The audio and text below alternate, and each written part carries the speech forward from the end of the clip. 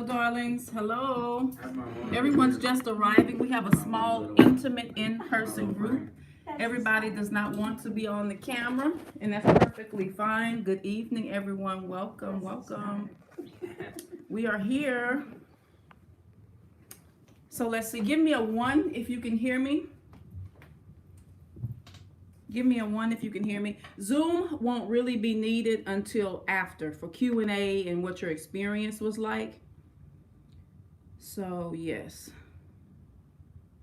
Give me some 1s in the chat if you can hear me, or somebody unmute. Let me know if you can hear me. Thank you. Thank you so much. So our makeshift boveda. This is our makeshift altar for the night. Like I said, I'm not home, so we're just using this as a sample table for the lesson. So I'm going to switch this here. Yes, thank you, love. You know what? I'll take another stool for that. That way I can see everybody's comments. Thank you. Thank you so much. Yeah, hold on a second. Let's push this. We're getting established, y'all. Give me a 1 once again if you can hear me.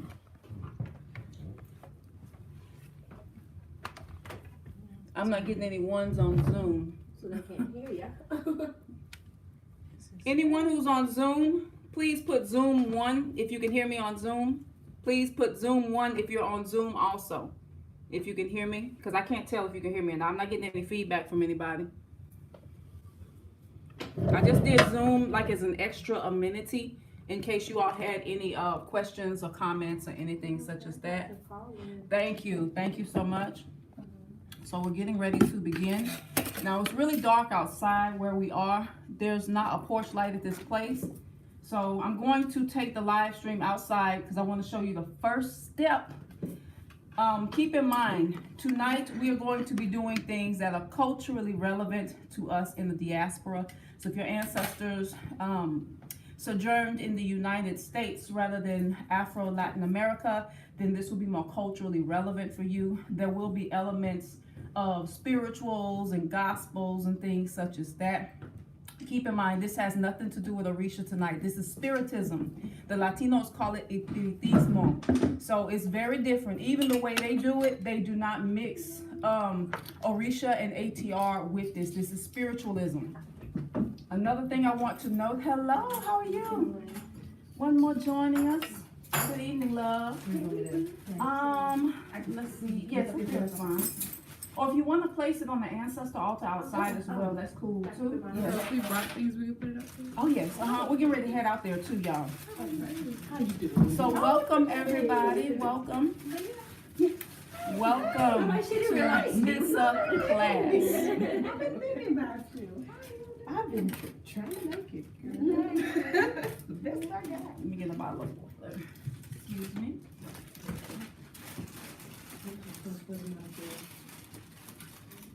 Take it out. First place. One more thing, in the trunk there are bottles of water. Take about 6 to 8 bottles of water out the trunk and put it in the fridge for me, please.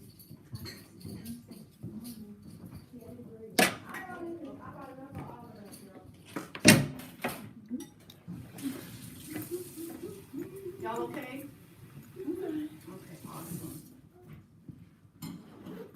I'm gonna need somebody to hold the iPad for me when we get out there so I can do the libations.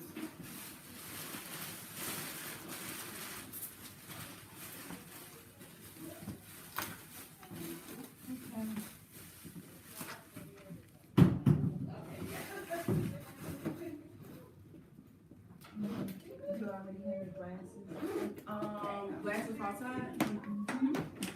Yes, everything's already set up. How are you? All right, how you doing? Good. My notepad and stuff. Okay, can you grab the iPad for me? Okay. Okay, before we go out there, thank you. And I'm gonna need you to tap the stick.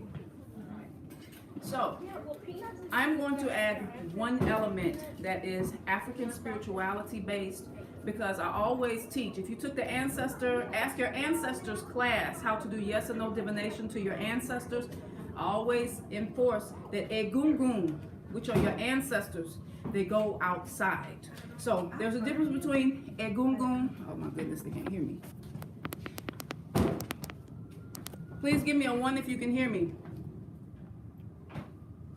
Please give me a 1 if you can hear me.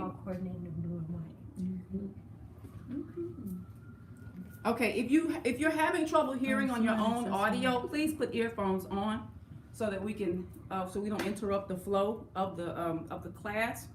Once again, if you've taken the Ask Your Ancestors Yes or No Divination class, I always stress that ancestors, blood ancestors, are propitiated outside. That is their YouTube offerings. Don't worry about Zoom right now. That's just for feedback. Just YouTube, the live stream. So we propitiate ancestors with edible food offerings with no salt outside. So every time I do anything, even if it's in spiritualism, I always start with libations is step 1. Even in traditional Latino espiritismo, they don't really do the libations inside and all that good stuff. But we're going to start this with the ancestors first so that we have their blessings, because the ancestors spill in with our spirit guide or cuadro espiritual, our spiritual quadrant in spiritism. So once again, this is the only ATR element. Besides that, we're going to go straight into spiritualism, which has lots of gospel elements. And the reason why is spiritism or espiritismo is a New World diasporan concept created by the French spiritist Allan Kardec. So that is why we're going to do it this way, and I'll explain to you step by step. So if you're anti-Bible, anti-Negro spiritual, anti-gospel, get ready to roll your eyes, because it's going to have lots of elements like that. And even if you went to the Latinos for MISA, it would have a lot of Catholic elements. We're going to do it more like Southern Protestant holiness type of elements tonight. So I'm going to take y'all to church for a little bit. So we're going to start ATR first, and then we will go from there, and we'll start class. Now it's really dark out here. I don't know if you're going to be able to see this very well. If you can see, alrighty, this is egungun. This is what I mean by ancestors go outside. This is the teha of ancestors of egungun. And if you see, we have with efun, known as cascarilla. Can you pull it down just a little bit more? It looks like a half sun with 9 rays. Whenever you're giving offerings to your ancestors outside, even if you're not doing a MISA, this is how to officially do it. The peanuts, do they have salt? No, they're unsalted. Okay, awesome.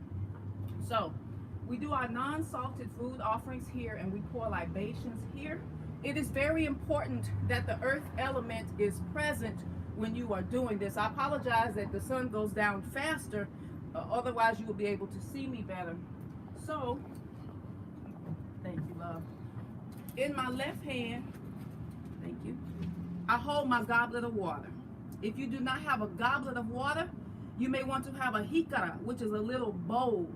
You want to hold it in your left hand. If all you have is a bottle of water, hold it in your left hand, and then with your right fingers, you sprinkle.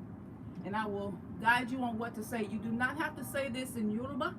I'm going to do some prayers in Yoruba, and then I'm going to show you how to freestyle it in English, because all the fancy African words, that's cute and stuff, but what your ancestors really want to know, are you speaking from the heart? So you can speak in English, even if you want to say a psalm or whatever you want to do, or if you grew up Muslim, if you want to chant a surah, that's fine. So this is step 1, libation for ancestors, before we begin. Okay, Charlotte, please grab the opaiku. The stick that he is grabbing, that my son is grabbing, is the opaiku. This is the staff for ancestors. It also goes outside. If you are in a situation to where, and it needs to really be received by the elder, if you're in a situation to where you don't have a backyard or a patio, a porch, then you'll have to improvise and do it inside. In the New World, people start putting their food offerings to ancestors inside because they were moving to places like New York where they didn't have a balcony, patio, or porch. They only had like this apartment in New York City, so they had to bring everything inside. But the proper way for spiritual protection, and this ray of sun is for protection so that the wrong entities don't come through, the proper way to propitiate them is outside if you're able to. If not, Ancestors, they know we always have to improvise. We improvise on the slave ships. We improvise. So we get creative when we have to. But when we have the space and the room, this is the proper protocol for ancestors. Egungun, ancestors outside first. All right. Iba lobi Maria yaba ajiki. Iba lobi Maria oba ajiki. Omi tutu. Ona tutu. Ashe tutu. Tutu egungun yami. Tutu egungun baba bi. Ashe o. Tutu egungun yami. Tutu egungun baba bi. Ashe o. There's another teha behind there. Excuse me, Shelly. Tutu egungun. Tutu egungun. Yo. Tutu la roye. Tutu eshu la roye. Tutu ile. Tutu ariku babawa. Tutu ariku yawa. Tutu ariku babawa. Tutu ariku yawa. Ashe o. So what I just said is, Omi tutu. Omi is water. Tutu is cool. I'm holding with the left hand, with the right hand. Omi tutu. Cool water. Ona tutu. Ona, O-N-A, is road. Cool road. Our life path, our destiny, the roads and streets we travel on. So I'm cooling everybody's path as the way is open. Tutu egungu iyami. I refresh the ancestors of my mother. Iyami means my mother. Tutu egungu baba mi. I refresh the ancestors of my father. Tutu ariku babawa. I give refreshment to my ancestors so that I don't die before my time, or that my loved ones don't die before their time, so that you all do not perish before your time and you complete your time on earth. So we say Tutu ariku babawa, or Tutu ariku iyawa. Okay, and if y'all need it written out, if y'all want to do it Yoruba, that's fine, but it's not necessary. You can say all this in English. I'm gonna give you an example how to improvise. I offer cool water. I refresh my life path. I refresh the ancestors of my mother. I refresh the ancestors of my father. I give refreshment so that I don't perish before my time. And you can say something like, I give refreshment so that my life will be worth living. I give refreshment so that my children's lives will be worth living. I give refreshment so that each of your lives will be worth living. I pay homage to the ancestors of your mother. I pay homage to the ancestors of your father. I pay homage to the ancestors of your mother. I pay homage to the ancestors of your father. I pay homage to the ancestors of your mother. I pay homage to the ancestors of your father. Ashe. Ashe. I pay homage to the ancestors of your mother. I pay homage to the ancestors of your father. I pay homage to the ancestors of your mother. I pay homage to the ancestors of your father. We give refreshment so that we have quality of life and hopefully length of life, so that life will be worth living. Life will be sweet, something that we need right about now. Our community needs it. You know why we're suffering the way we're suffering? Because they need refreshment. As above, so below. I'm getting chills right now. So we always refresh them. And another thing is, the step 2, loosen up. Loosen up. If you're coming to be uptight tonight, or you want to make sure every T is crossed, and don't worry about mistakes. Flow with it. Let it come from the heart. And that's when the true current happens. If it's like, oh my God, it's so methodical and scientific, you're too much in your left brain. In order to go in the right brain, I want you all to quickly think about some things that need shifting in your life and improvement, whether it's financial, whether it's relationship, whether it's forgiving a mother or father, or whatever it is, a health issue, a money issue, you need an idea for a business, you need funding, you need to buy that house, whatever it is. Think about it right now. And I want you to think about your departed loved ones right now. And then we're going to begin a song. If my voice cracks tonight, I've been talking a lot this week, so forgive me if I sing and it cracks. Another thing is, when you sing, don't worry about sounding like Whitney Houston, long as you're singing from the heart. Why do we sing? Because whenever you deal with nature, whenever you are propitiating in nature, y'all hit the like button so that we don't get kicked off. Whenever you deal with nature, we deal with the 4 elements: earth, air, fire, water. Your breath is air.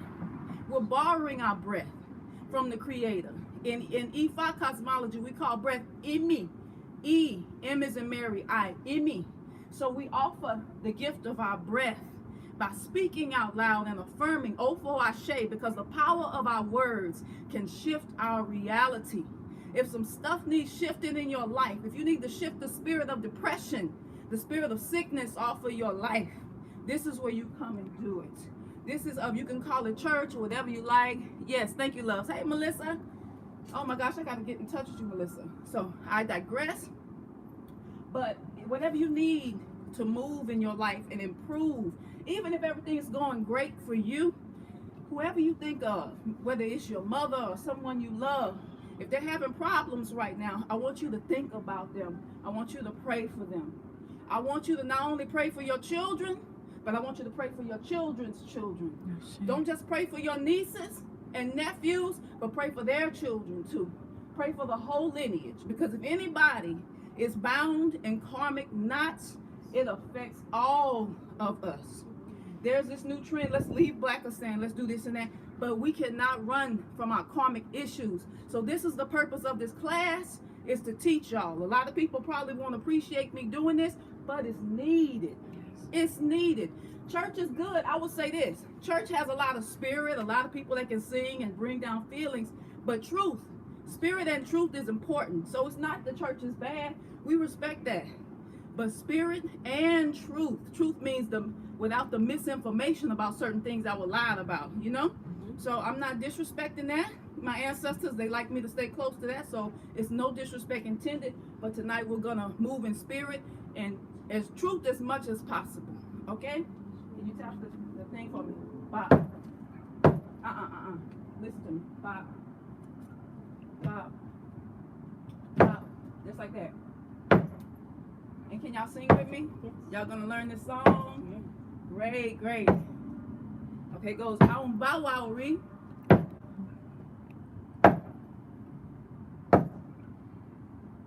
Aum Bow Wow Re. Everybody get me? Aum Bow Wow Re. Aum Bow Wow Re. Aum Bow Wow Re. Bow Wow Soon. Bow Wow Ma. Bow Wow Soon. Bow Wow Ma. Lady O Ma. Leya Wo. Lady O Ma. Ara Orun Kawe. Ararum Kawe. Asheo. Aum Bow Wow Re. Aum Bow Wow Re. Bow Wow Soon. Bow Wow Ma. Lady O Ma. Leya Wo. Ara Orun Kawe. I'm sorry, that's Kawe. Omolawo. Omolawo. I'm gonna sing everybody the song. I know Just this remind me song. I about my love day. it.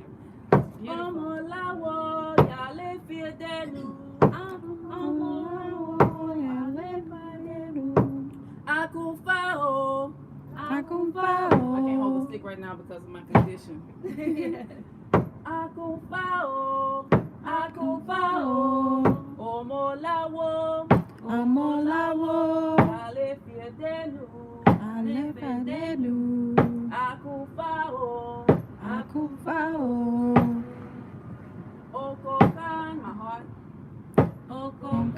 Lami waye. Don't be. Okokan, lami wonu. Okay. Okokan, lami waye. We're learning. Okokan, lami wonu. Omorisha oro lami waye. Okokan, lami wonu. Let me know if it's too many words. Yes. Alright. Omorisha oro. Omorisha oro. Lami waye. Okokan, lami wonu. Tele moban tele. Tele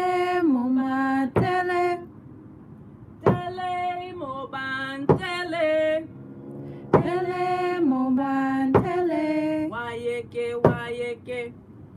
Wayeke. Odo so umbo. Ara o umbo. Wayeke, wayeke, wayeke. Wayeke, wayeke, wayeke. Bio my yeah. Bio, yeah. All right, y'all ready? Y'all want to sing it with me now? That was choir practice. It's our first time. Don't be sitting up there judging. Get loose. This is class. We're not doing choir. This choir rehearsal. Y'all ready? Sing along with us if you want. From home. Ready? Just so you sing with me. Don't worry about messing up.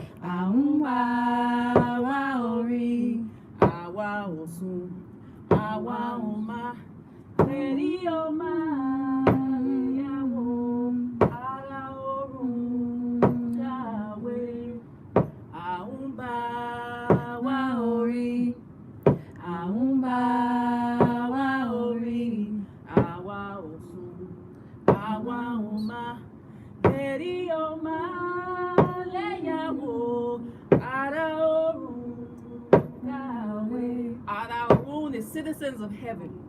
Oh, more la more. And I'll sing y'all the English interpretation after class.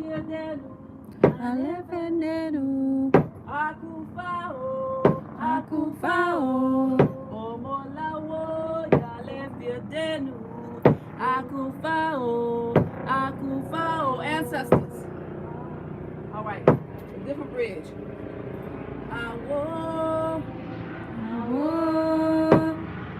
Let's wait till this helicopter pass. This is live.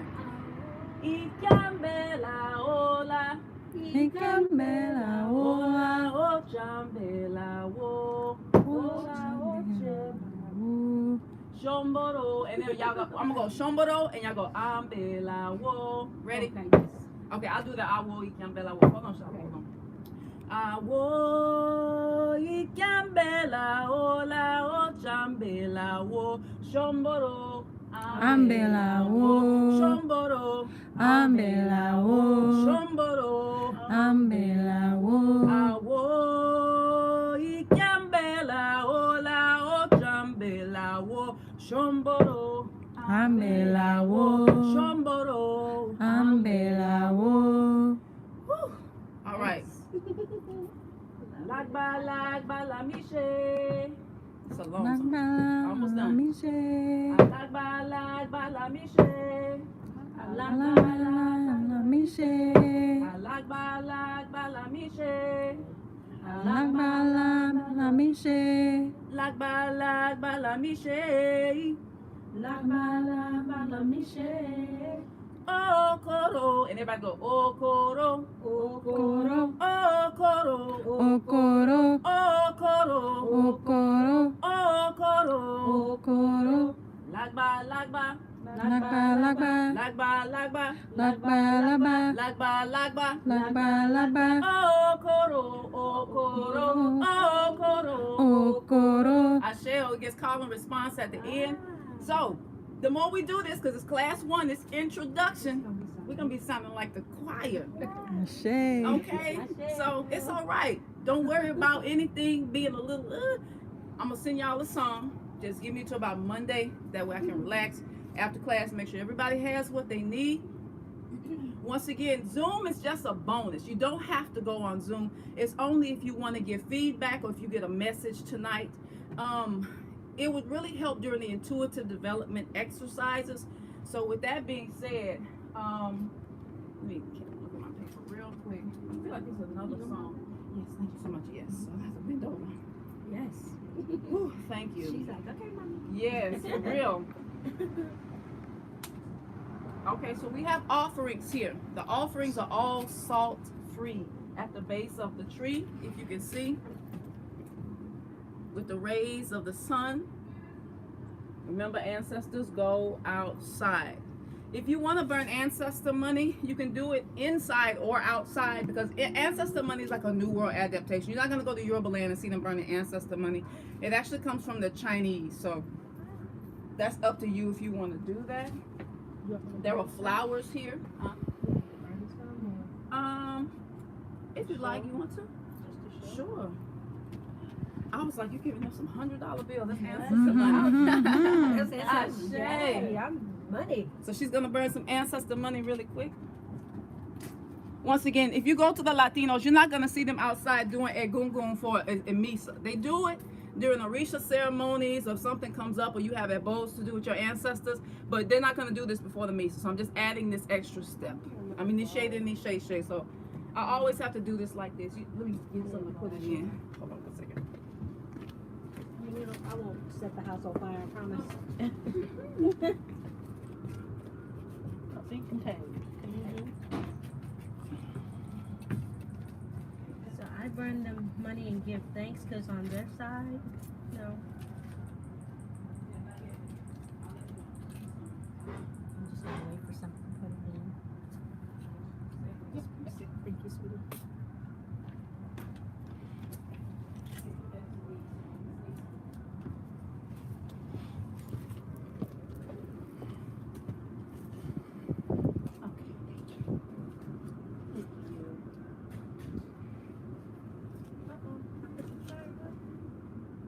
Can I have a match, Yes. please?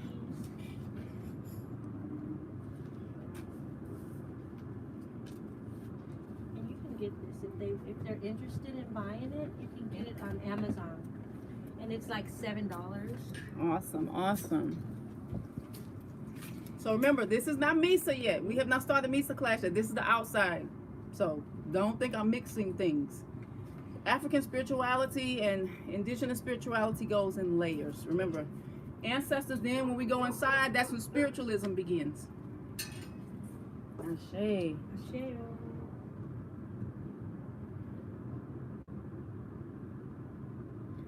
Thank you, love. Enough for all the ancestors. Like everybody. Thank you so much. Let's see. Now, at this time, it's okay. I'll hold on to it. If you want to start calling the name of your ancestors, I would say pick about 3 to 7 of them and call their name 3 times out loud. So you can say, I'll give you an example. Shirley Holloman Griffin, I pay homage to you. Shirley Josephine Griffin, or Shirley Holloman Griffin, I pay homage to you. Shirley Holloman Griffin, I pay homage to you. So, Layla Dorothy Milton Martinez, I pay homage to you. Ashe, Howard Dawson Sr., I pay homage to you. Ashe, Howard Dawson Jr., I pay homage to you. Ashe, Odessa Martinez, I pay homage to you. Ashe, Marcellus Martinez, I Inside. pay homage to you.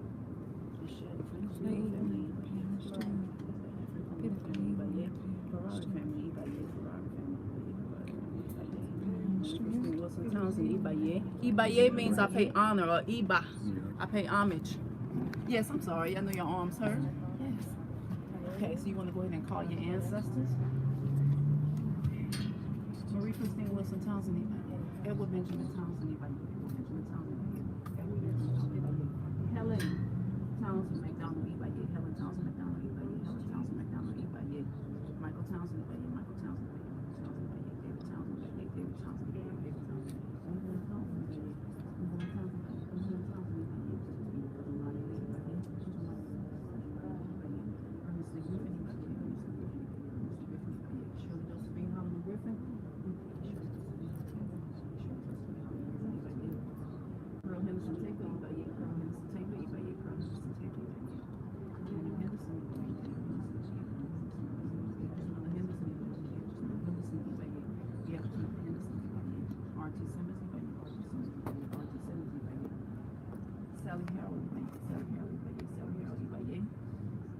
Johnny Lee Simmons, Ibaye. Johnny Lee Simmons, Ibaye. Johnny Lee Simmons, Ibaye. Ibaye, Ibaye.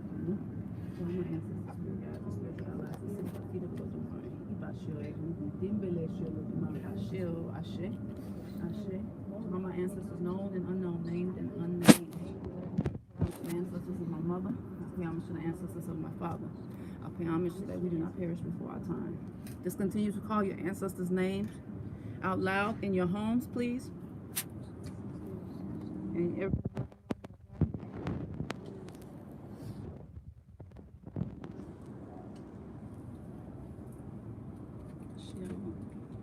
I go Ibashio, shit. There's a little bit more as well. Never tell us we walk up on never they should never get the bottom.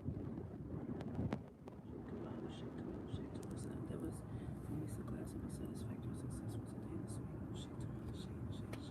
of okay, let's move in the house, baby.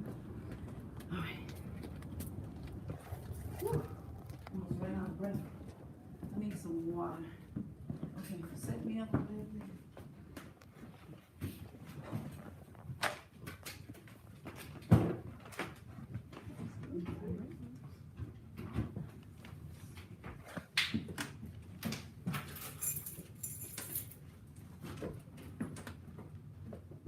Give me a glass of ice. You can put some bottled water in there, please, baby. Whew.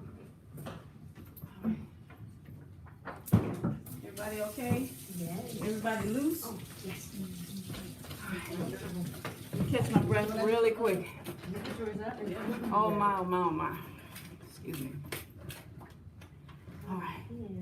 Welcome to MISA class, SEANCE class to ancestors, spirit guides, and spiritual allies. Welcome.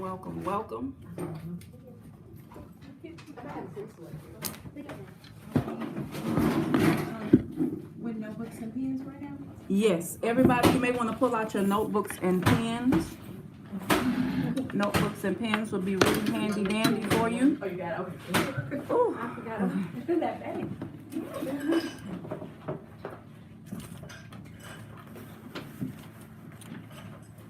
Good evening, everyone. Anyone just coming in, make sure that you hit the like button. Remember, this is the replay. So if you miss anything, or you need to go to the restroom, or you gotta go to bed, or you doze off, you can go back and look at this video later. This is class 1 intro to how to do seance to ancestors.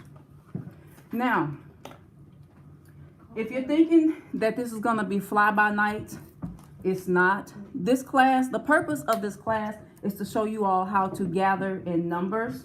Maybe it's just you and your family, your husband and your children, or maybe it's your community or your sisters and y'all want to do something. So where 2 or 3 are gathered, that's enough. It doesn't have to be a big old 20 amount of people, 40 people in a room, especially under the circumstances. Let me take a sip of water. Okay, so with that being said, this is to show you all how to gather in your own personal spaces. You do not need to be initiated to do this. Let's see, the mothers of the church and all those different people, your grandmothers, your grandfathers, they weren't initiated into any African spirituality. This is just gathering, but it's gathering for the purpose of elevating your ancestors and guides and developing your intuition and learning how to trust yourself, your higher self, in your personal and in your everyday life. That's the purpose of this. And once again, it's needed. It's part of our community healing project. Another thing I want to say, there is a community MISA and there's an investigative MISA. Community MISA, say for instance, we're doing this and it's a MISA, it's free of charge. Everybody who wants to come and needs to come is supposed to be free. The reason why we're doing it like this tonight is that this is a class on how to do it. But if this was a regular MISA, that would be free of charge. You don't have to go on Zoom right now. That's just in case you have any questions or comments. I wasn't getting a lot of feedback if you all could hear me on Zoom, so I'll check in a little bit. So, community MISA, how that's done, if you get enough people, usually at a MISA, at the bottom of the table, by the basin known as palangana, they'll have a little basket where people can give community donations. The purpose of the donations is if a medium has a message. Sometimes you'll go to a MISA, the spirit may not have a message for you that night, or somebody may pull you to the side afterwards if it's too personal or embarrassing, because ancestors, when they come through, they can't embarrass at a MISA. If you're doing something they don't like or they don't approve of something in your life, it can be very embarrassing. So sometimes the medium will wait till after and say, I got a message for you. So that's how that happens. So the purpose of the donations when you're doing a community MISA, because you're not supposed to charge for a community MISA, is to get food. Because at a MISA, at the end, it's kind of like if you grew up in the church, how they have food afterwards. Nobody is supposed to go home hungry. Everybody's supposed to go home encouraged and full. So the donations help for that. Or some people, if they don't want to do the monetary donations at a MISA, they will bring food. It's like a potluck. The only thing is, in this day and age, a lot of people are suspicious. Like, did you put some roots in my food? So most people will bring some closed food, or they'll order some DoorDash after the fact, and everybody eat together and kind of congregate. And that's how you start to build relationships with people. That's people like, where's my tribe? Where's my community? And the more you come to events like this, the more it's kind of like church. You know how people meet people like that, minus the messy part. You know, but you know, humans will be humans in all situations. So just keep that in mind. Don't go there expecting perfection. You really need to trust yourself. Another thing about MISA is, like in African spirituality, in Orisha, we have the eldership and initiated. At a community MISA, everybody can talk. There is no elder in the room right now. We respect our elders. Say if we got a 70-year-old grandmother here, of course we're going to respect her. But that means if you have a message or if you have a message, we can give that message to one another. So it's like witnessing, testimony. You know what? Spirit dropped it on me to tell you this. That's what you're doing at the MISA. It's not where the medium is just reading everybody in the room like on the psychic. John Edwards is reading everybody in the audience. It's not like that. It's if I got a message, if I look at you, if I see something, I let you know. And another etiquette is, once again, if it's something that you see about somebody that may be too personal to where you don't want the room to know, just pull that person to the side after the fact and just let them know, like, hey, I got a message for you. And just take notes. That way because sometimes it's just like a dream. If you don't write it down, as soon as it happens, it can fade. So just take a note. Okay, I got to tell the young lady with the blue dress on, this is what's going on, etc. So that's how that works. Investigative MISA, that's different. An investigative MISA is with experienced mediums, whether you have a born gift or developed gift.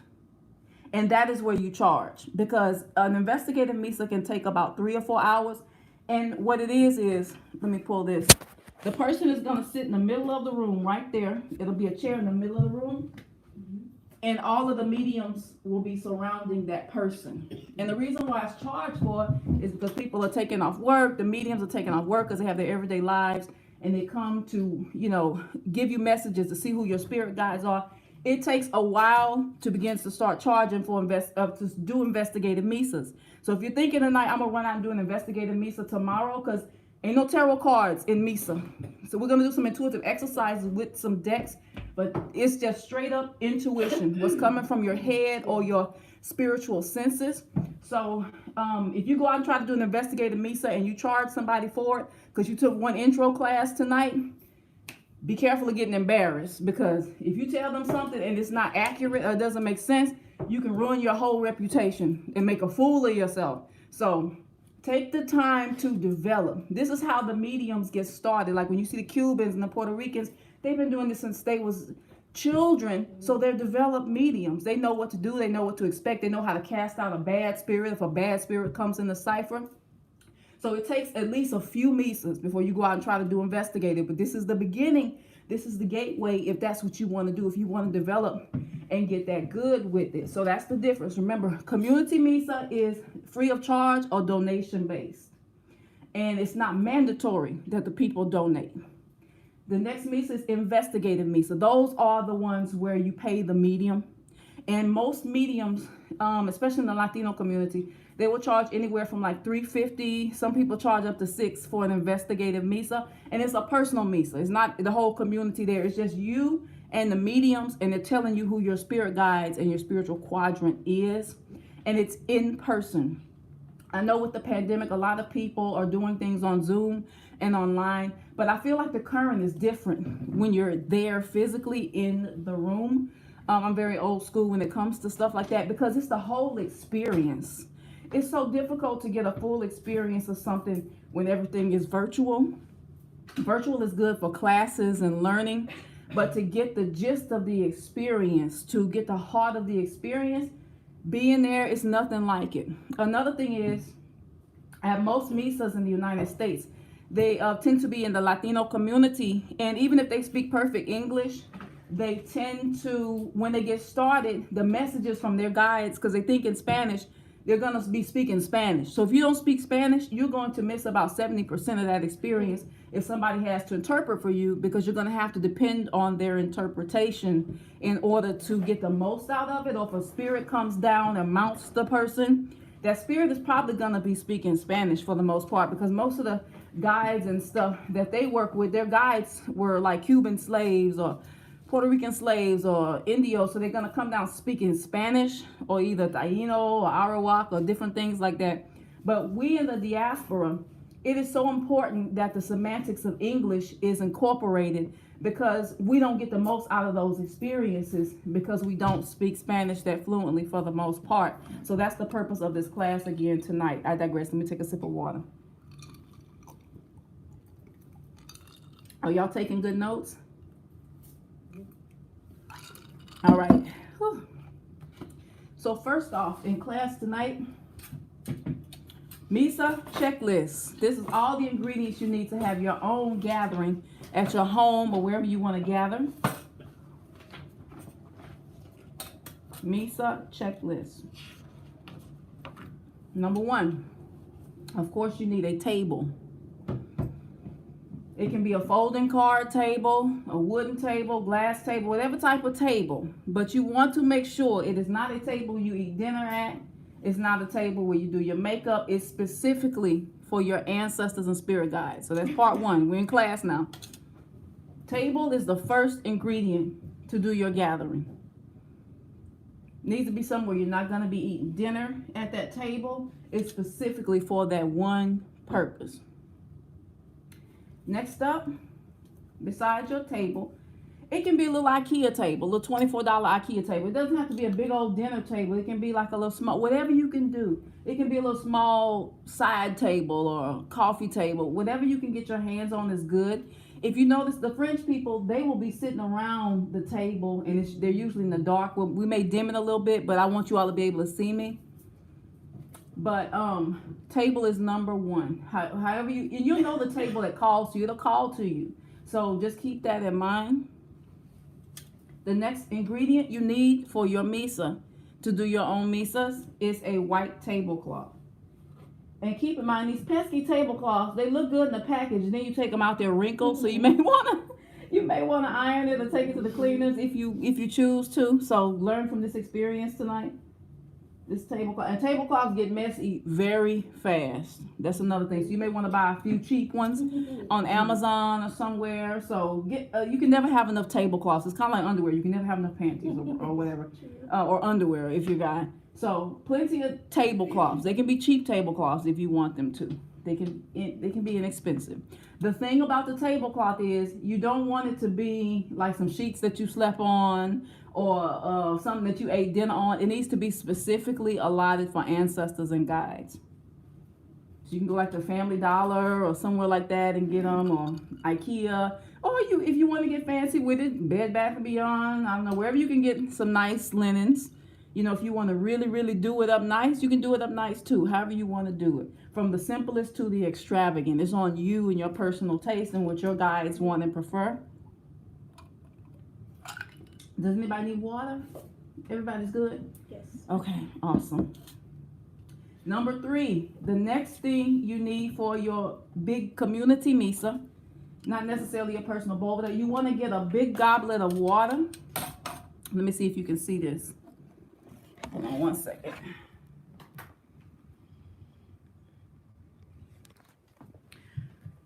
You want a big goblet of water like this. And I'm going to tell you why I have this cross. So you may think it's Christianity in particular, but I'm going to tell you another reason why spiritualists put that on their table.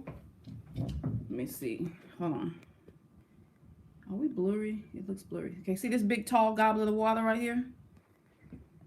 You want one of those. That big tall goblet of water represents the creator, the creative energy. Even if every glass on a boveda, on an ancestor or inside spirit guide altar, is supposed to be on purpose. It's not just for decoration.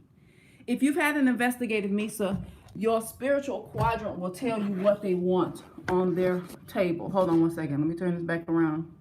So you want a big goblet of water, as you can see right there in the back. Let me see. Right there. Yeah. So with the big goblet of water, once again, you want it to be something that you've never used before for any other purpose, just for that purpose. I got that one from Michael's. Hobby Lobby has them. You may find them at Home Goods at a good price. They're usually never more than maybe about $24. And also you're going to break a lot of them too. You're going to break a lot of glasses. So you may want to keep them in stock. Like just buy boxes of little cheap glasses, wine glasses and stuff. And then the goblets and things like that. So you want to have a big goblet for a MISA, because you're bringing in a lot of energy from different people, not just your personal altar.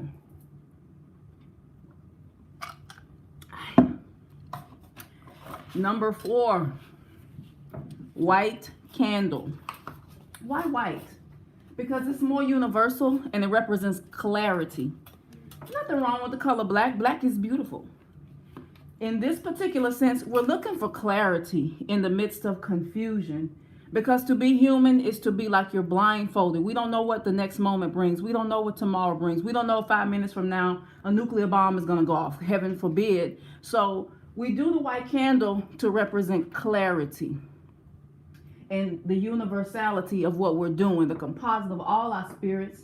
And if you notice, this goblet, I put it in a vase and I put a little water. That's for fire safety. So you can do that. You can find you a vase or a little goblet, and you can put a little water in it, and that protects, that kind of helps with fire prevention, because you want to have fire safety as much as possible.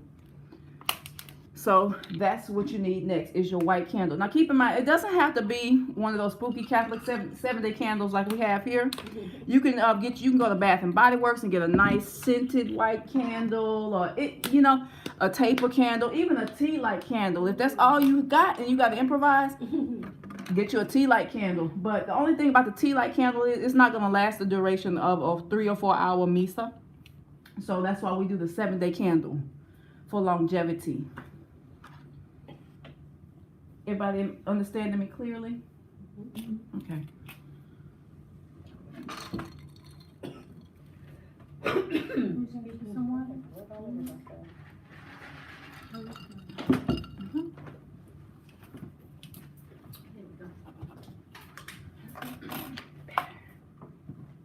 Number 5,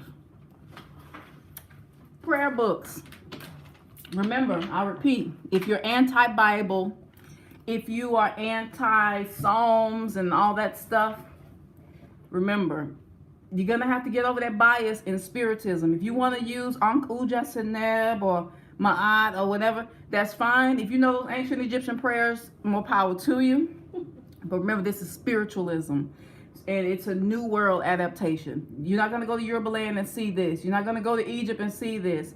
Or if you grew up Muslim. So with that being said, you want to have your prayer books. Next thing I want to note to you all, what we do for our ancestors and guides is not for us. I love tofu. My ancestors don't want no doggone tofu on their altar. They're like, I don't want that mess. I'm not accepting that. My ancestors want to hear gospel, and they're very adamant about that, especially my Lamadama spirit. So you got to give them what they want. Right. We self-care all week long. We listen to what we want to listen to. We eat what we want to eat. We dance to what we want to dance to. But when it's time to come to the altar, give them what they want, not what you want to give them. Give them what they ask for, because it will save you money of buying stuff. Well, I just thought that they like this tempeh with this rice and curry, and then you throw obi, or you have asked them, do you accept this offering, and you get 4 dark or 3 dark, which is heck no or no, then you've wasted your money. So in order to be efficient with your budget and things like that, it's better to just give them what they want instead of going to the store buying stuff for them, and they like talk to the hand. I don't want that. You sitting up there talking about Ankh Uja Seneb, and your ancestors in the corner like, what? Rolling their eyes. Your most recent ones, not the ancient ones. So keep that in mind. Can you complete a MISA at your personal ancestor altar? Yes, you can, if you want people looking at your personal altar. It's all about if you want it to be private, or if you want to do like a community, because this is the difference between a community altar and your personal altar. But yes, your personal altar can be used. That's a good question. But what else was I gonna say? So you want to give them what they want. So when you see people singing Negro spirituals and you're rolling your eyes, spiritualism is about what they want. I can't stress that enough. I'm telling you, because I've wasted so much time doing stuff that they were like, what? I don't want that. So give them what they want. You get a better result. Oh yes, we're talking about prayer books. I digress.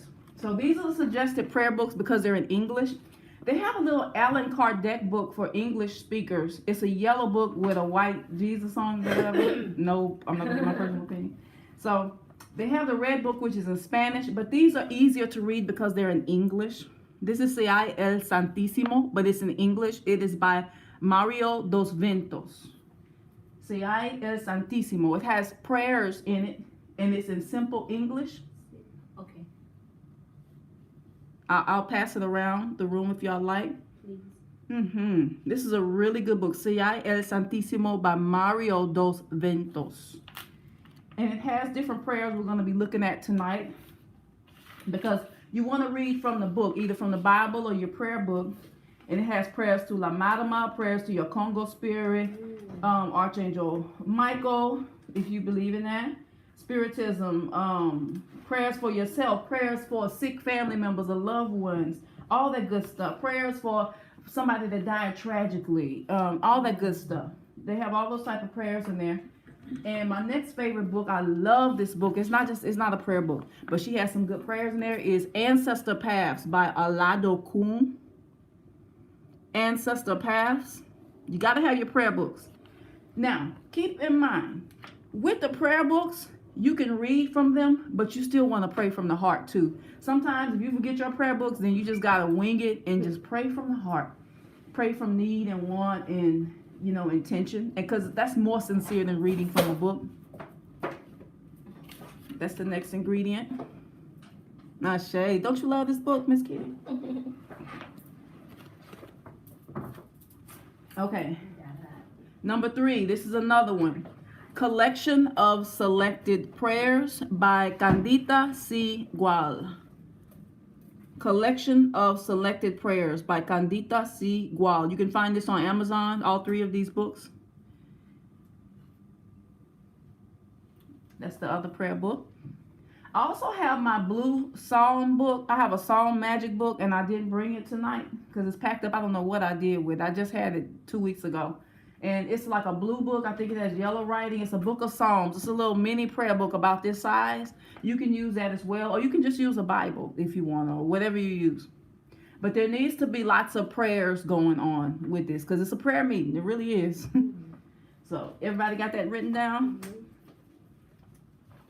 So those are your prayer books that we'll be looking at. We're going to be reading from those, and also praying from the heart. Next up, number 6, you need some white flowers. Yes, Anna Riva. Thank you, Nicole.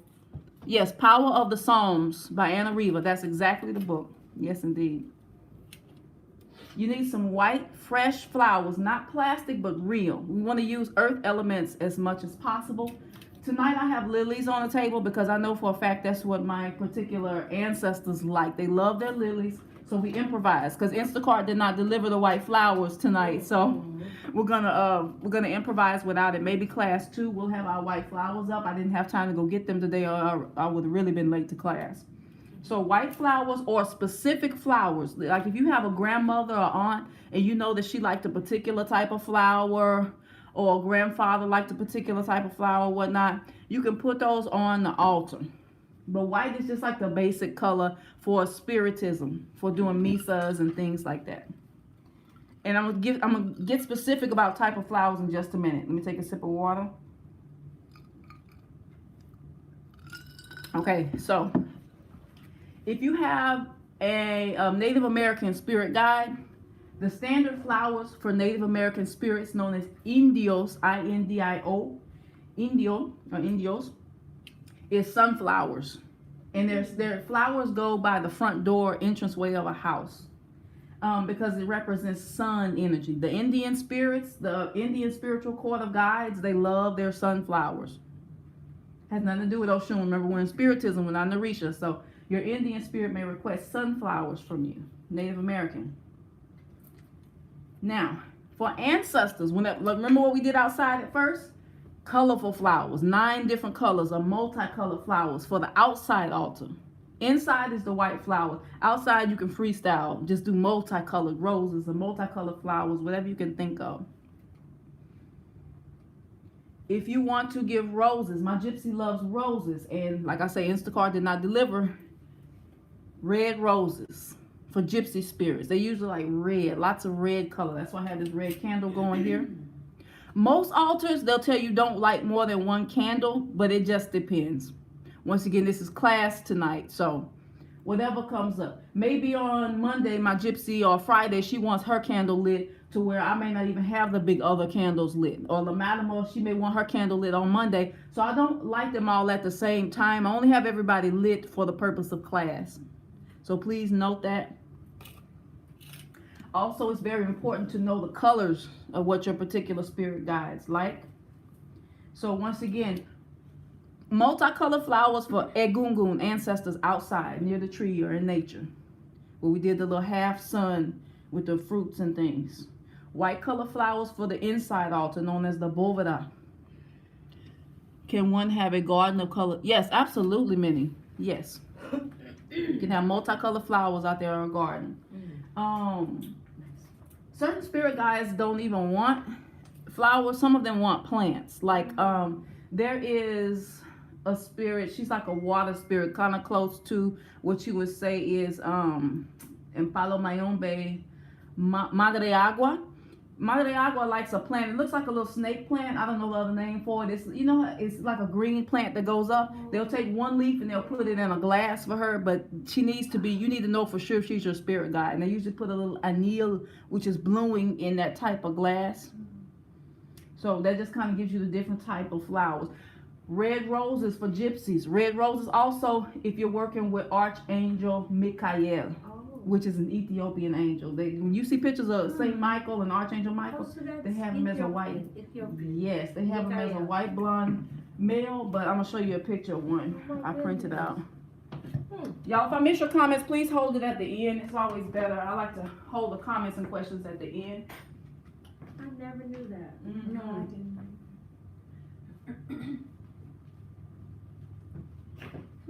I saw that candle yesterday.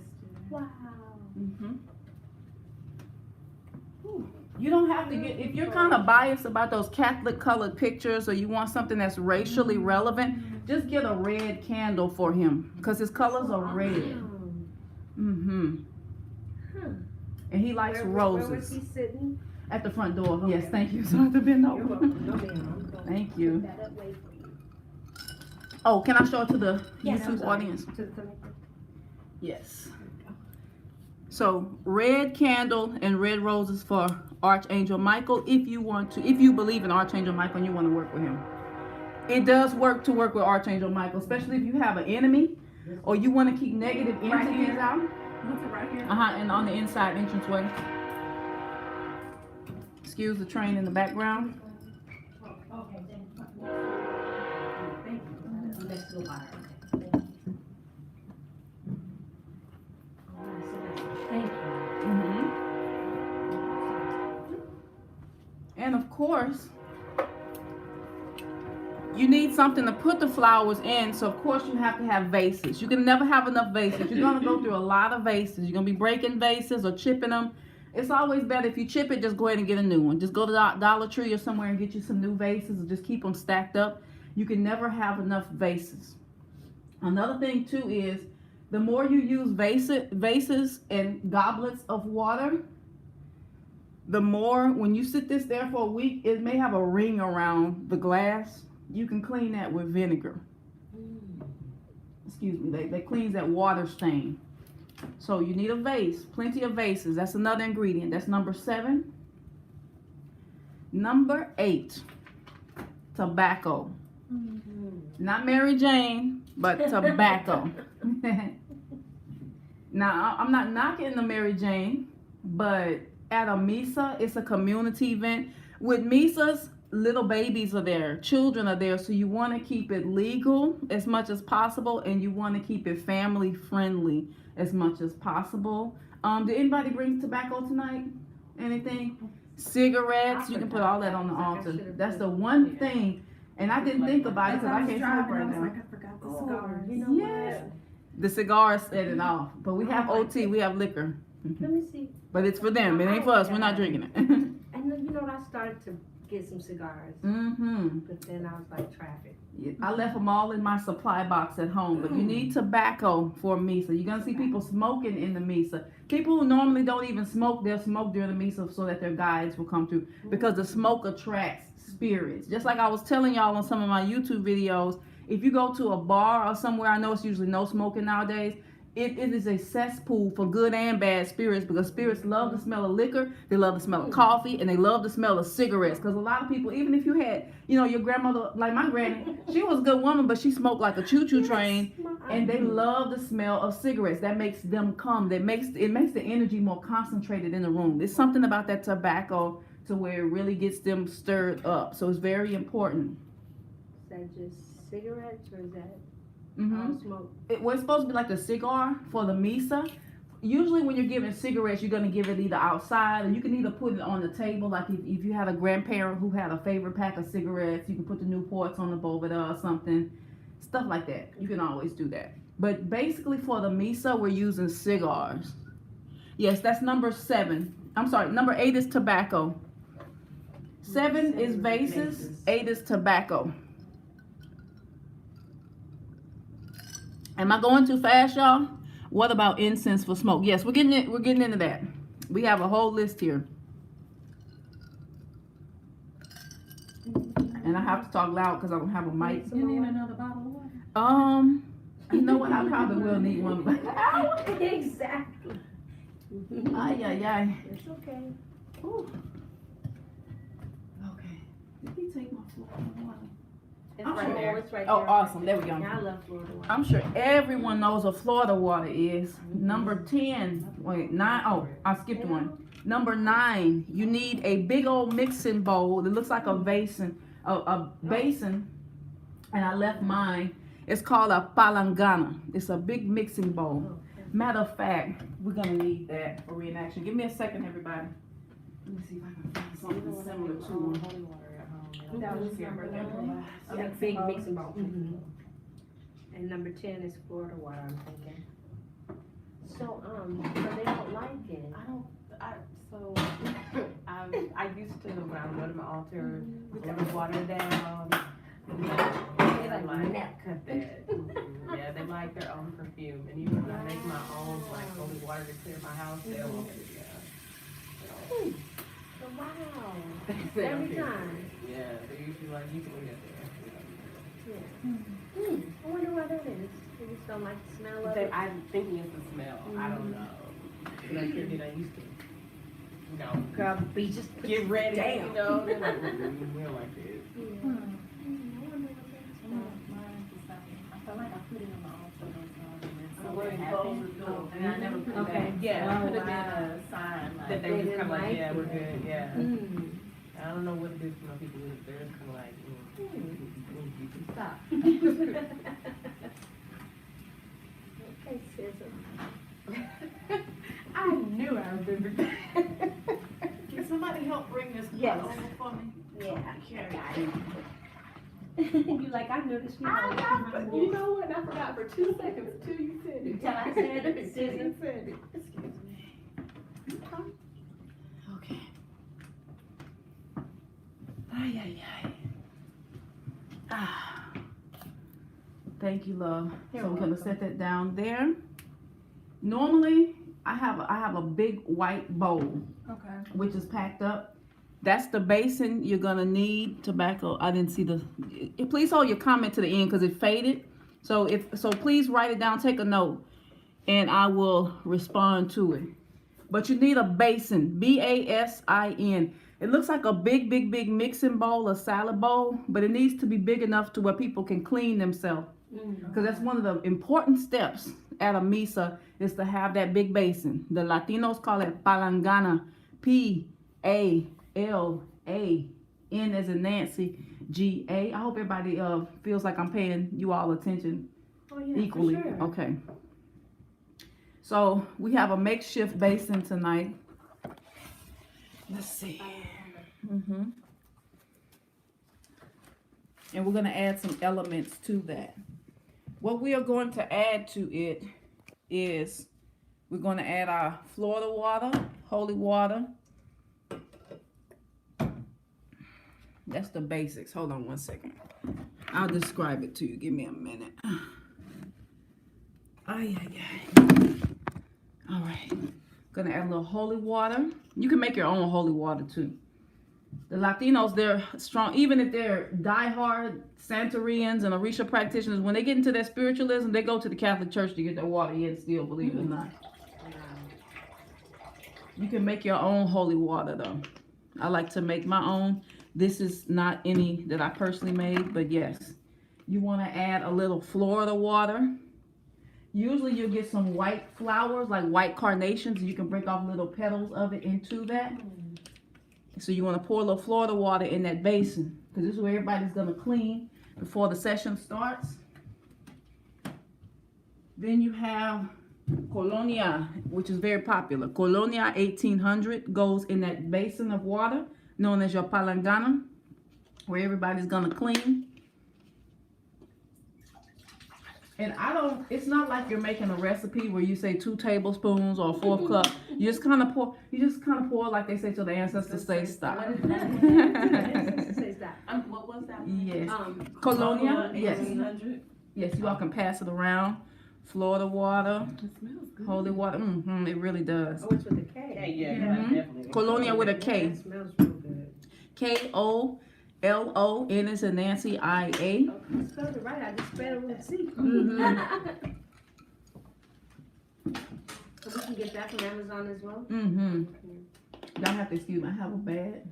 My craving is ice. I chew ice No. all How's your day. iron? I know, right? Yes, I have to take my iron supplements. Yeah, because if you're craving ice, you're low on iron. I love ice. Yeah. Yes, I'll tell indeed. you about a good iron supplement afterwards. Okay, I see. So, of course, Florida water. You like ice too, Shannon? Florida water is number 10. Oh, wait. 9 is Palangana, your basin. Florida water is number 10. That's one of your very important staple ingredients, must-haves at a MISA is Florida water. Question, because my ancestors, they could technically They don't. Florida water. Oh, They- really? Yeah. Okay, I would say try to see if they Now, like I can't say they. I like that. The Colonia The smell. 1800. Yes. So, I like the smell of that. I'll try that one, but they do.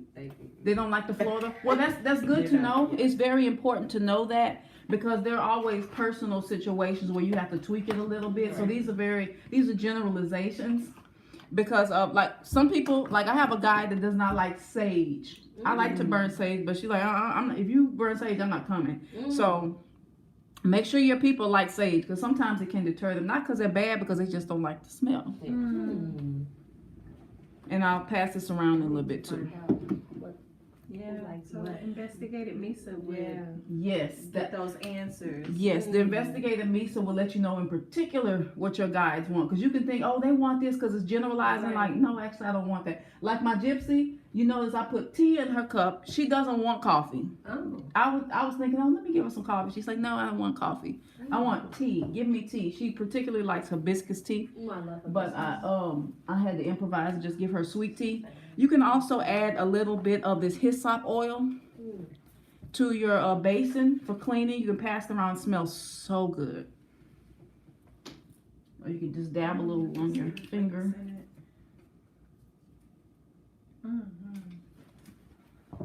I love this smell. It's so heavenly. I love to put that in my baths and floor washes.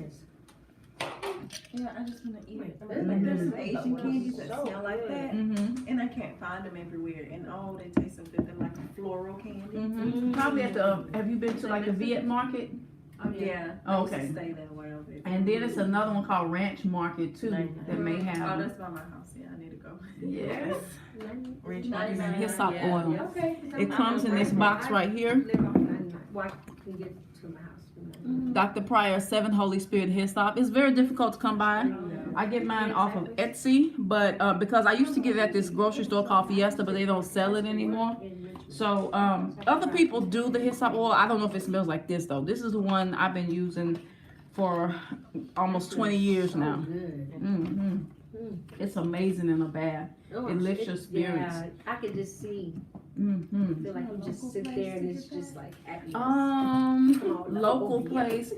Allen has it. The hoodoo shop Allen, and they're in the Heights, but they overcharge for it. Like you can get this online for maybe about between $7 up to $10. Alan's gonna charge you about 12 to 15 for it if you don't mind paying it for just one little bottle, and it goes fast, especially if you're doing your floor washes and baths. So, and it's usually never bigger than this in size, but you can find it. Different people do hyssop oils. You can even do your own. I just like the way this smells. I love the signature smell of this particular brand. I tend to be brand loyal for the most part. And we've been talking about Colonia already, but that's number 11. This is a must-have. Colonia 1800 is a must-have out of MISA. 7x7 is the same. What's that, Jay Wilson? I don't know what 7x7 is. This is a 33 fluid ounce of Colonia. You want to have a big one. That way you kind of have it on staple. And y'all can pass it around and see what it smells like. All these colognes smell so good. And I can just mixing those together. It just, even with my senses now sitting there. Yes. It's like, oh, peace. It's relaxing. Yeah, calming. It's very. You don't like it? Not that one. I like this one. I like it raw. No, when I said Florida water, I can smell Florida water. People are like, no, ma'am. Your ancestors are like, don't start that. Basically, Look here. not today. You need to like it more.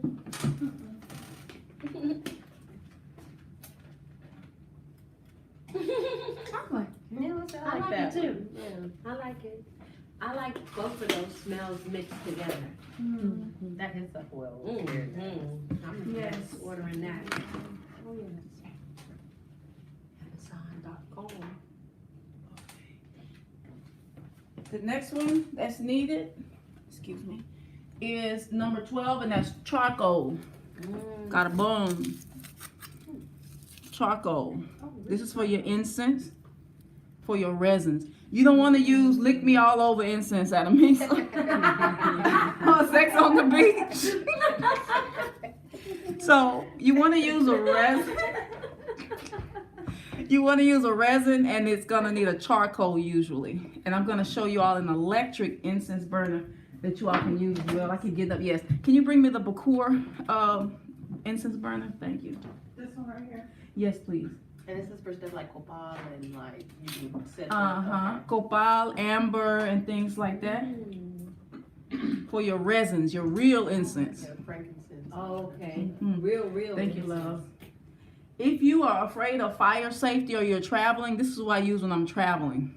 You can like burn, you can put your charcoal on here, and you can set it on there, plug this in, and then you can put the incense on there. And that way you don't have to worry about fire safety. You can just plug this into the wall. You said So- the coal on the bottom. You can put the coal like right here, and then you put your incense on it. What's the name of it? Where did I get this? I actually got this at the Islamic store. There's an Islamic store on Highway 6. It's called Hayat Fashion. If you're in Houston, it's Hayyat Fashion. I got this for like $15. You can get this anywhere, like wherever the Arabs and the Muslims, they sell these because they burn their bukur and their oud on They it. do have, they have them at Yeah. smoke shops? I think I've seen I think so. I'll see. I think so, yes. I've had. But they may overcharge you for it. Oh, yeah. No, You may want to go to the Muslims and I'm get gonna go this. to the Muslims and check them out. 7 his. Okay, thank you, Jay Wilson, for Highway clarifying. 6. Highway 6 is called Hayat Fashion. Hayyat. So that's another option. Also, frankincense resin and benzoin. Can you pass me the frankincense? I don't have the benzoin with me. I have benzoin at work. You do? Yeah, we use when we do pacemakers to keep the tape on them. Oh, wow. Correct them with the benzoin. Awesome. I was like, wow. I didn't even know they used it for that purpose. Yeah. So you want like some sort of resin incense, like stones, rocks, things such as that. This is frankincense, and I like to mix it with benzoin. It's more like a powder, benzoin powder. Or you can use frankincense and myrrh resin, or copal or amber, whatever your guys like. These are just basic generalizations. You want to make sure you're burning this before your guests arrive, because you want to set the atmosphere before everyone gets there. You don't want to wait till everybody get there scrambling to set the atmosphere. So it's very important. With your incense at the MISA, you want to start from the front of the house. Usually when you're cleaning negative energy, you start from the back and go to the front door. But with your incense, you want to fumigate the front door. You want to start at the front door, and you want to bring in the good energy. So hopefully you've already spiritually cleansed your place. You want to make sure you spiritually cleanse if you're going to do MISA, wherever you're doing it at. Then you're going to take your charcoal incense, and you're going to put a little bit, just kind of reenacting. You only need maybe about 1 or 2. It burns pretty quickly. You can refresh it if you need to. And what you do is you start from the front door, and you work it all the way throughout the whole house or the whole place or office, wherever you're doing it. No, this week inside there. Reach inside there. It's right there somewhere in the front. This dig at. I can't. Okay. Lord have mercy. So you want to burn this. And once again, you want to start from the front door and work every room in the space. And then you want to end up in front of the altar. And then you can put it back by the front door. Your incense. Your resin. You said you clear first. You go through and cleanse the home. Then you start front to back. Yes. Okay. You never want to do a MISA in a space to where the house is dirty, disorganized, or it needs a spiritual cleansing. Because you're only going to bring boogermans in there. And Chucky and Bride of Chucky.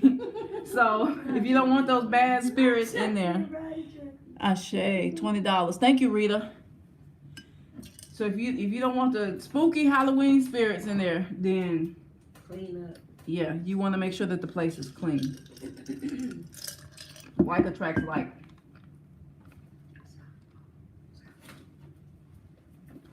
I'm gonna skip 14 and come back to it. So just go ahead and put down number 14 and leave it blank. Oh, what was that? Oh, 13 was the The frankincense Mhm. on with copal as well. Okay. Your resin incense is number 13. Resin, okay. We're gonna skip 14, and there's a reason why I'm gonna come back to it. So you just leave 14 blank. Number 15. Of course, you need wooden matches, like in a box. And also, you can never go wrong with a long lighter. You're gonna need this, especially as your candles burn down. You don't want to have to take an incense and keep doing that, because you don't want the incense to drop on a white candle and leave that stain. So you want to get you a long stem lighter. This is a must-have for altars, misas, and things such as that, because you're gonna be lighting a lot of stuff, incense, candles, and things like that. So that's a given. That's number 15. We're leaving 14 blank for now.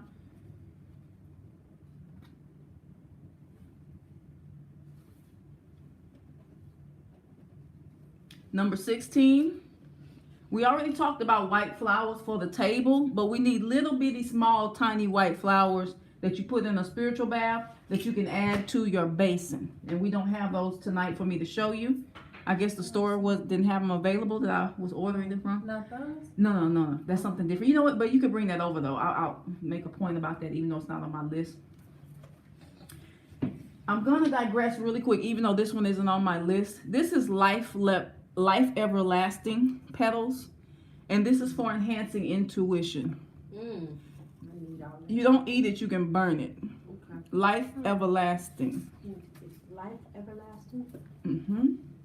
Bay leaf also enhances your intuition. That's another one that I don't have on the list, so you may want to kind of put a star with a side note. Bay leaf and Life Everlasting petals.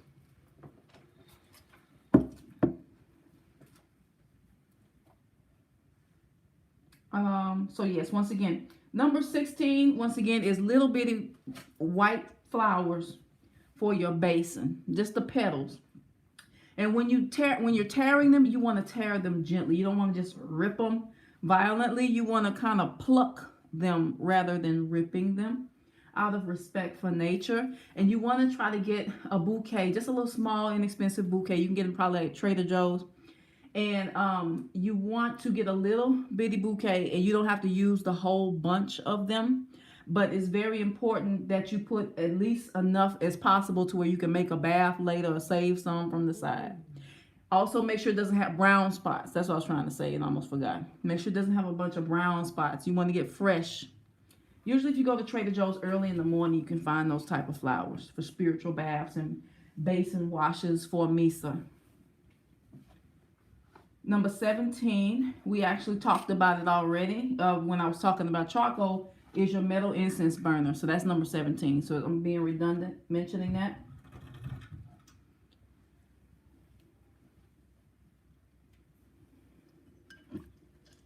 Metal incense burner. Let's see. Here's my other one. Let me show you a different one because I showed you the electric one. I didn't show you the actual incense burner. Also, this is on the list. You need tongs so that when you take your charcoal off the fire, if you light it on the stove, you have something to pick it up with. That's 18 Yes. tongs. Mm-hmm.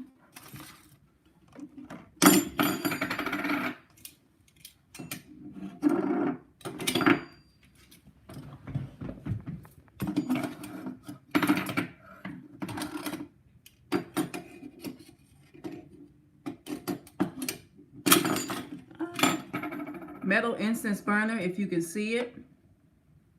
This is a metal incense burner, and then it has the little net on top, which I'll show in a minute. That's another place you can do your charcoal. If you're burning your charcoal on the stove, you can put it in that thing right there. And this is hot, so I'm handling it with the tongs very ungraciously, but yeah. This one has a little kind of leather or wooden bottom to it to prevent you from burning your tables and your altars and your white tablecloths. So you want to set the incense burner on there if you can see what I'm doing.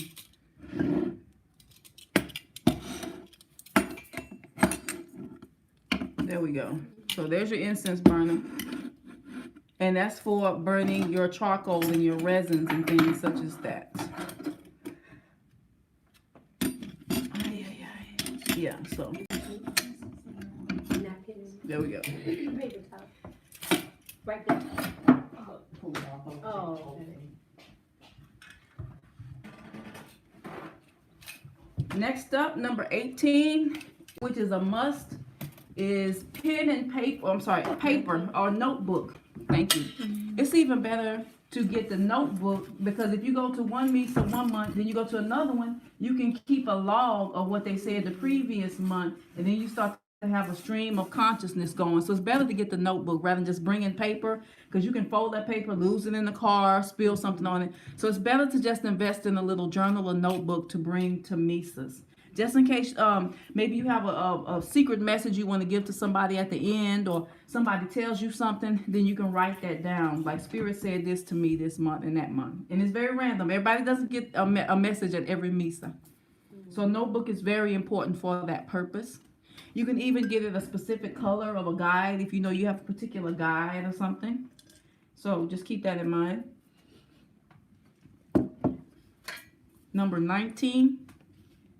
Of course, you need a pen or pencil. I thought that was 20.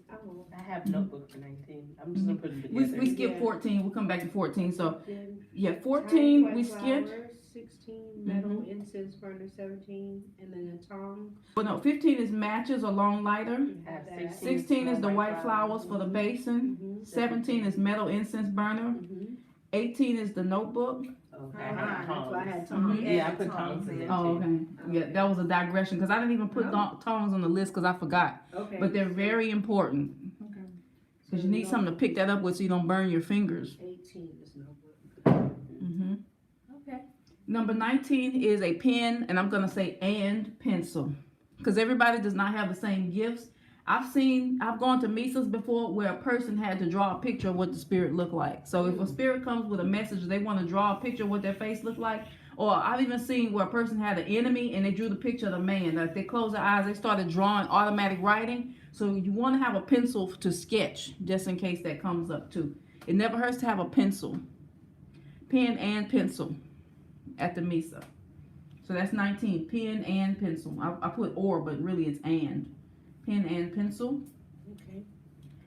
Number 20, holy water. I have a video showing you how to make your own holy water. I will put that in the description box after class. Give me till the weekend to do that so I don't forget. Let me put a box around that so I remember to plug that video in there. You can make your own holy water or you can get the holy water. But it needs to be something that's prayed over, and there's certain things that you can add to it. like a blessed salt and things like that. And it's a way to do it to make it holy. You just watch the YouTube video. I've done a demonstration on it before. You can find it in my spiritual cleansing playlist. If you don't want to wait till I put it in there. That's number 20. Number 21, instruments, musical instruments. Whether it's a drum, a tambourine, anything such as that. Instruments. A bell is good too, because a bell gets their attention. You and your guides may develop a relationship to where you're like, okay, when I ring this bell, you know I'm calling on you. So that's another thing to do. Another thing you can do if you don't want to use instruments, or you have to wait to get some instruments, is create a theme song to where you open your sessions with that theme song, whether it's your personal altar work or your MISA altar work. And so, say for instance, if I'm somewhere, like I used to work at a metaphysical shop doing tarot readings back like in 2017 part-time, and of course I wasn't gonna be making no instruments in a place like that. So when I sung Walk With Me, my La Madama knew I was calling her. My gypsy, I sung something else to her, and that's how she knew I was calling her, to get her attention. So when you have a theme song that you establish with your ancestors or guides, then that's that. And please don't plug anybody's video from their channel on this video. But thank you. Okay, so bells, drums, tambourines, it's all really good. Number 22, objects or heirlooms from loved ones. Objects or heirlooms from, say for instance, your grandmother left a doll and she passed away. You may want to cleanse it first and then divine to see if it should go on the community altar. Thank you, love. Thank you. Someone plugged it. Thank you. Awesome. And now, once again, I'll plug it in the description box because some people may forget to go into the chat after the live stream. So thank you so much, beloveds. I have to be careful with plugging other people's videos in a class. I'm not trying to get in trouble or have people saying, well, you took my sources, so that's why I say that. Number 22, oh, I'm sorry, yeah, we did that already. Objects of a loved one. Maybe it's a cloth, or maybe it's something that they had. Maybe your grandfather had a pocket watch. You can add those to your personal boveda, or you can bring it, you can put it in your pocket. If maybe you want him to show up, maybe you can put that there. Or something in particular like that, a memento. You can even bring a photo to a community MISA. If you have like a departed loved one or someone passed recently. Some people bring obituaries. I've seen that too. Like if somebody passed recently. Number 23, a prayer cloth, some type of cloth, because the more you get into it, if you have to clean somebody, you're going to be usually cleaning them with a cloth, just in case anything goes down. Prayer cloth is very important. You get like a white cloth or just any type of prayer cloth. The Latinos call it pañuelo, and they usually sew like 9 different colors on it, but those are like for the experts that's been doing it for years. Number 23, prayer cloth. Number 24, real plant. You need some real earth element there. Not your plastic plant, but a real plant.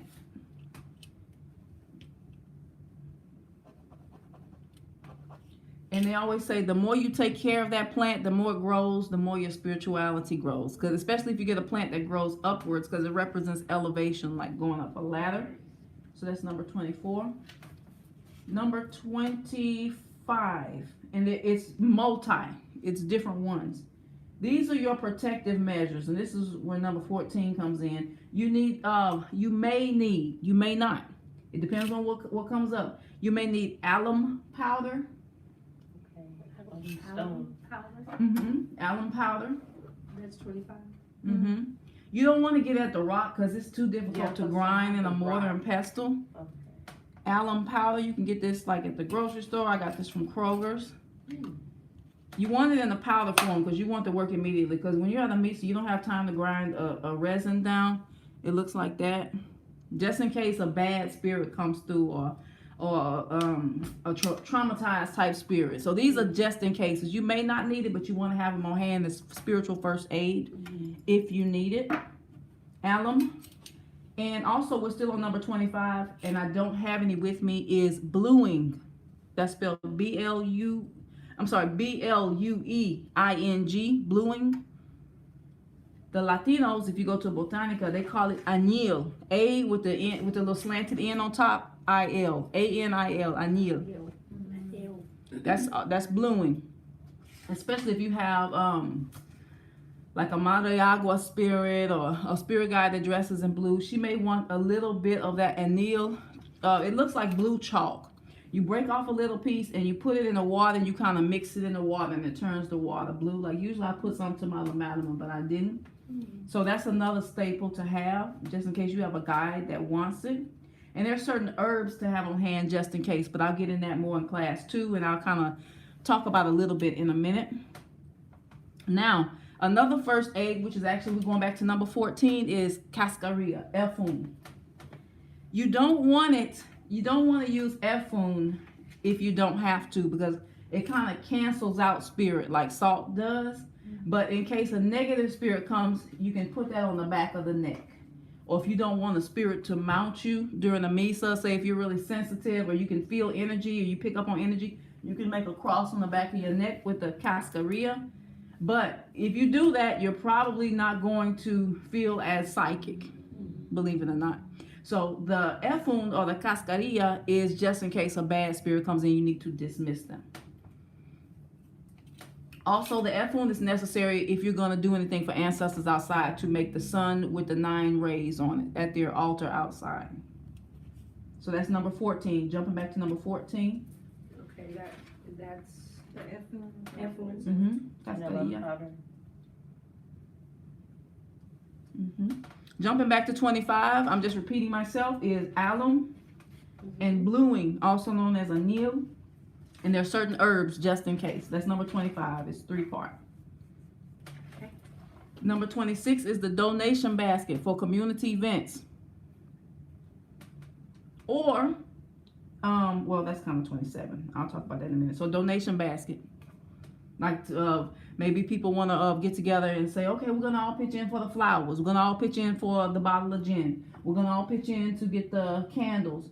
Another thing is, too, once again, if you don't want to do the donations at your community misas, just have people say, okay, well, I'm going to bring some 7-day candles. I'm going to bring some extra glasses of water. I'm going to bring some flowers, etc. That's another thing, too. It's very important to turn the ring off during the misa because it can, where they have it, the Latinos call it corriente, current. When the spiritual current comes, it can like disturb the whole vibe, like an alarm or a phone or a text message.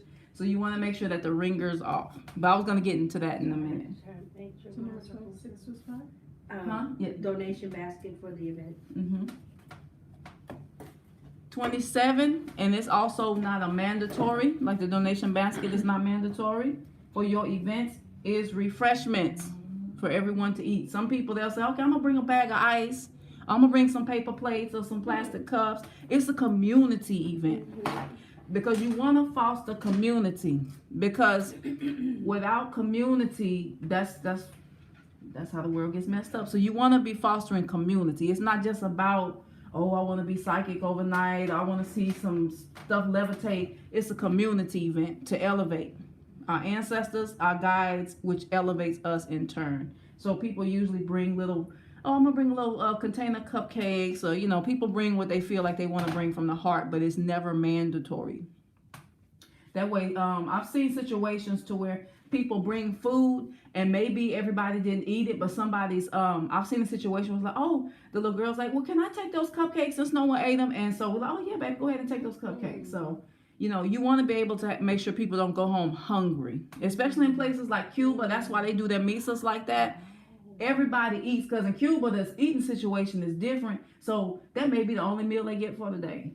Like when you bring your food offerings and stuff. That's why donations and everybody bringing food, making sure everybody eat. Bring a little pan of rice. That's the kind of stuff they do to make sure nobody goes home hungry. Very, very important.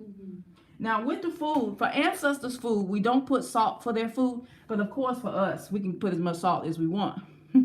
So it's a little different. So food for the living is a non-mandatory staple at MISA's. That's number 27. Number 28 is liquor. Liquor is very, very important. Not necessarily for the living, but for the spirits. And people usually bring rum, gin, or a drink called aguardiente, which is known as fire water. Aguardiente. A-G-U-A-R-D-I-E.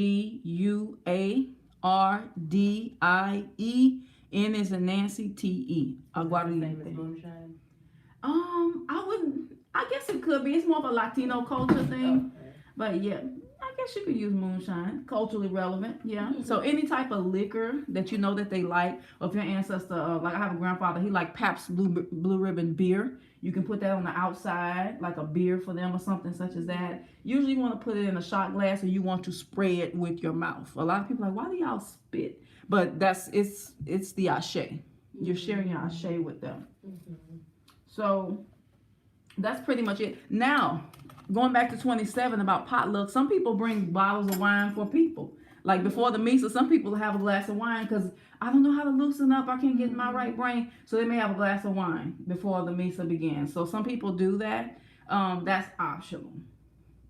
And very quickly, we're going to take a restroom break. Well, I'm going to take a restroom break. So give me 3 minutes, catch up on your notes, marinate on that, and I'll be right back. Okay.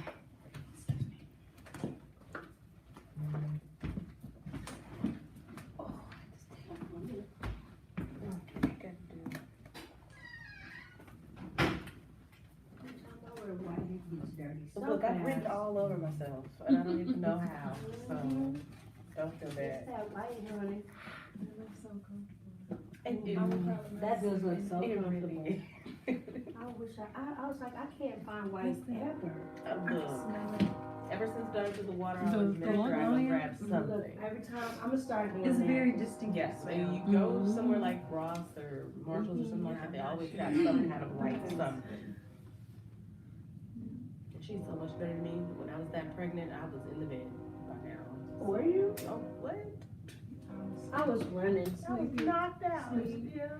I was jogging. Eating, sleeping. Yep, eating and sleeping. I was swimming, doing aerobics, and I was active, super duper duper active. Even now, so I was just so good. Oracle the I got that. What? And I bought my Morgan Greer. I brought I mine. love my Morgan Greer. And see, I love you. I just But caught I me. love these because they're so I love the art. beautiful. The art is just gorgeous. Like I said, I just got out of carrying mine around in a Crown Royal bag, so you know. I need to start carrying mine around. But see how beautiful that is? The fern, the lips. Yes, honey, me and you and us and we. Those are very pretty. It's beautiful. Yeah, Earthcraft. They're beautiful. My friend says she looks like me. She does. I was like, okay. Thank you. Thank you, Bernie. I love it. And the Spirit Weaver. This one is like the world. Oh, so is this like, is there 78 or is it just Oracle? Oracle. Okay. Yeah. These are just Oracle. I go to the little. These ladies design them. Thank you for your patience. Julia Diaz and Lorraine Anderson. Very nice. You'll love them. Okay. Ooh, I just got hot all over again.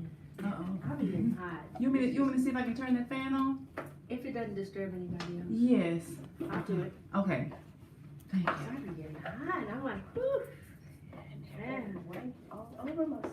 Oh, every time I wear white, I don't even plan to keep it clean long. Oops, wrong one. Number 29. Yes, she is. Somebody said that lady's happy to be there. Yes, I am. Ashe, you like they say, enter the gates with thanksgiving and praise. That's what gets the energy right. That's one of the ingredients. Really like it for lights on. That's the same type of energy. You want to come in a good mood. If you're in a bad mood, you may not get the same. Sometimes you can come in a bad mood and you end up leaving in a good mood, but you want to try to be in a good mood. Number 29. The last ingredient for a MISA checklist, time. Most MISAs are on Friday night. Why? Because most people are getting off work for the weekend. A lot of mediums, people think mediums just sit up and meditate all day. These mediums are school teachers. Some of them are doctors. They're social workers. They have regular lives. They're human beings. They have children. Most MISAs are on Friday night, and people are getting through traffic. So time. If they say, oh, come to the MISA at 6, you may be sitting on their couch to about 7 o'clock. I've seen MISA start at 9. So, and I'm gonna contradict myself because I always say with a personal altar, you want to finish working with that altar at 6. But it's a little different. There are extra protective measures you take during the MISA, like the extra incense and marking stuff. So most MISAs, because of people's time, they're usually on Friday nights. And it's usually, I've never seen them start right at 6. They usually start between 7 and 9 p.m. So time. If you're in a rush, you're like, oh my God, I can't sit here and wait all night. Don't go to the MISA that week. The community MISA. You need time because people are going to come in at different times. Because it can interrupt the current if people are strolling in an hour late, so they kind of wait. And people are usually congregating before the MISA. They're on the couch, talking to each other, having a glass of wine, or having some fruit. You don't want to eat too heavy if you want to be a medium that night. So they're congregating before the MISA begins. It's a social event. They congregate a little before and they congregate afterwards. So it's not an energy where you want to rush, where it's like a doctor's appointment that has to start right at this time, that time. Remember, you want to get out of your left brain and go in right brain mode. So you got to be able to, in order for the current to flow, you need to be like, oh, I got time. I'm good. So, that's how that goes. But normally at your regular altar, I don't recommend working with them too late at night. But MISA is usually a night thing, usually. Every now and then you'll go to a MISA in the day, but it's very rare. Usually like on a Saturday, Sunday, you may get an early MISA, but Fridays are usually the standard day where people meet. But you can tweak it. If you're able to get people to come 2 o'clock in the afternoon on a Sunday, that's even better. It's even safer. It's less protective measures and cleansings that you have to do. Because if you do a MISA this late at night, you want to go home and take a spiritual bath. Why? Because it's after 6 p.m. In Palo Mayombe, they say that the Ndoki, the mischievous spirits, the mischievous ghosts and stuff, they roam after 6 p.m. That's why certain people, they won't read after 6 p.m. They won't do certain things. So just because of that, we've taken extra protective measures. We got Archangel Michael burning. You still want to go home and take a spiritual bath after this, just in case. I mean, like I say, this is class. This isn't MISA, but if you're going to be out this late and it's after 9 when you get home, you get home by 10, 11, then you want to bathe with a spiritual bath after. Kind of like the same ingredients we do for the base, and that's another reason why we cleanse. For the spiritual bath. Yes, Okay. Absolutely. So that's another reason why we cleanse with the basin before we begin. And we're going to do the reenaction of everything. We're going to go through those steps. So we've completed the checklist. And I'm going to mention some herbs that are used, but this is going to be talked about more in depth in class number 2. Spiritual protection, how to cast out bad spirits. You need to be able to know how to do that, how to send them away. You need to be fearless like a ninja when you do this. You have to become a spiritual prayer warrior in order to be a good medium. Because it's a lot of traumatized souls out there, especially when you're doing something this late at night and you can't be no punk. You got to be ready for them. So we're going to talk more about that in class 2, but I'm going to name some of the herbs in Spanish. I forgot to write down their English interpretation, but some herbs we use to cleanse during a MISA if a bad spirit comes up is open rose, known as abre camino, mar pacífico, alta misa, muralla. You don't have to write this down, I'm just calling them out. Okay. We're going to talk more about it in the class 2. I'll give you the English interpretation. Algarrobo, paraíso, escoba amarga, vencedor, rompe Saraguay, ceiba, vence batalla, salvadera, arrasa, contoro, I think I put it down, and then mastuerzo. So there are certain herbs that we use and we make a broom out of them, and we actually whip the negative energy out the person. We whip the walls. There's certain things we do. We make a broom out of those herbs, and it's not It's herbs that look like a switch. You remember you get a switch when you're a kid? Mm-hmm. It looked like a switch of herbs with the leaves still on it. So that's what's done. You never use them all at the same time. It's best to divine to see which herbs are used, but we'll talk more about that in class 2. And there's certain ways to consecrate those herbs, which I'll talk about in class 2. Okay.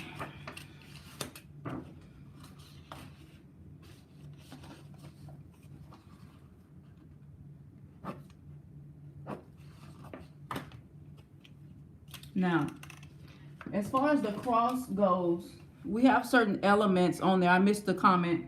We have a ladder, which represents spiritual elevation. You want to put that near your goblet of water if you can see it. People put a cross, not always because of Christianity, but it represents the 4 cardinal points: north, south, east, and west. Because it's very important that your spirits have direction. The cross can even cancel out certain negative energies, or the X, depending on how you use it. So that's why a lot of people, like people who are like ganguleros and palomayombe, they'll use, you know, the cross and stuff, but it's not for the reason that people think. It represents what? Necessarily. Now, it represents the 4 cardinal points: Okay. north, south, east, and west. Mm-hmm. Thank you. Mm-hmm. Everything on the altar is supposed to be on purpose. It's never supposed to be anything there just for decoration, or you don't want to put Michael Jackson or somebody like that on there, Selena, whoever it is. You want to keep it ancestors and guides. For community altar, you don't even have to put pictures of the ancestors. Or if it's a community altar, you can bring pictures of your blood ancestors and everybody put their blood ancestors on there. You never want to have a living person on there. So if it's like you and your deceased grandfather, you do not want to put that on the altar. You never want to mix the living with the deceased on an ancestor altar, because it can make the person ill. So be very careful with that on your personal and your community altars. Each color, each glass is dedicated to a specific spirit or guide. You were gonna say something? Yeah, I was gonna ask about, okay, if you have an ancestor altar and you have a prayer about a living person, or if you were like welcoming a new baby into, you know, family baby into the world, can you put like welcoming, you know, but not on the ancestor altar? Not on the ancestor altar, you wouldn't. That's the only thing. You don't want to put that on the ancestor altar. You want to keep those 2 worlds separate. Now, you can put it on the family shelf, like it say, you and the deceased grandmother or somebody passed away. Yeah, you put them on a regular bookshelf or something like that. But the ancestor altar is just for them. You want to keep those 2 worlds separate. You don't want to drink out their glasses. You don't want to, sometimes people will take baths, like spiritual baths with the water, but you don't want to like drink, or you don't want to use their dishes or anything like that. And you don't want to use dishes that, you used to eat off that plate, but you don't like it anymore, so you give it to them. No, the worlds need to be separate. There needs to be a veil between those 2. And that's only for the person's safety and protection, not because it's because I said so type of thing. Okay. Yeah. That's good to know. Now let's talk about, let's see. Let me get this out the way. We talked about this already. I always use notes, so I'll make sure I remember to tell y'all. Spiritual cleansing, and it's kind of funky. Creolina cleaner. Like when you're spiritually cleansing your home before the event, you can use this. Or I wouldn't say use on the day of the MISA. You can use this like on a Monday, and it gets rid of negative spirits too. It smells like tar. Creolina. Most people don't like the smell of it. Oh my gosh. You know what it smells like? Like the toilet. Yeah, like this the toilet bowl cleaner. And it smells something, it smells like Lysol or a little bit. A little bit. Old school. I think they put a little bit in there, yes. A little bit of the concentrate. Yes. That's what I smell. Yep. I'm like, I use a little bit in my clothes Right now. especially because of COVID and everything. Yes. Just a cap full of Lysol. Just a cap full. Yes, indeed. And it smells like. Right? And here it is. That's the way it Once smells. again, And this dispels negative spirits. it dispels negative spirits. Creolina cleaner, especially if somebody just passed away or something like that. You can get some of this. This is a floor wash. You only need about, I'm gonna say, a 4th cup in some mop water. You can mop your floor with this. You do not spiritually bathe with this. You don't want to. This could be an irritant for your skin. This is a household cleaner, Creolina cleaner. You especially want to use this at the front door to get rid of negative entities. But we'll get deeper into protection in class 2. So, rules of thumb. Now we're getting into rules of thumb. We've gone through ingredients and tools that you need to do your own MISAs. Rules of thumb. Number 1. Everybody needs to wash at the Mesa Blanca. Mesa Blanca means white table. Everybody needs to come to the basin to cleanse. I don't care how late they get there. It's like they'll stop the whole MISA if that person doesn't come cleanse.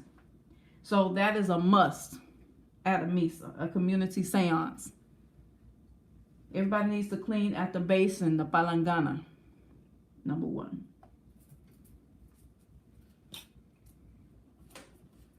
Number 2, once the seance starts, say if you have to get up and use the restroom or you have to take a call or anything like that, if you leave your seat, you're supposed to leave an object in the seat in place of yourself because the energy's already started. Right. Yes, you should leave something in your seat, whether it's your cell phone, if you trust to leave your purse, whatever it is, a pen, a notebook, leave something in your seat if you have to get up and go to the bathroom. That's rule number 2 at the MISA. And that's for energetic protection purposes.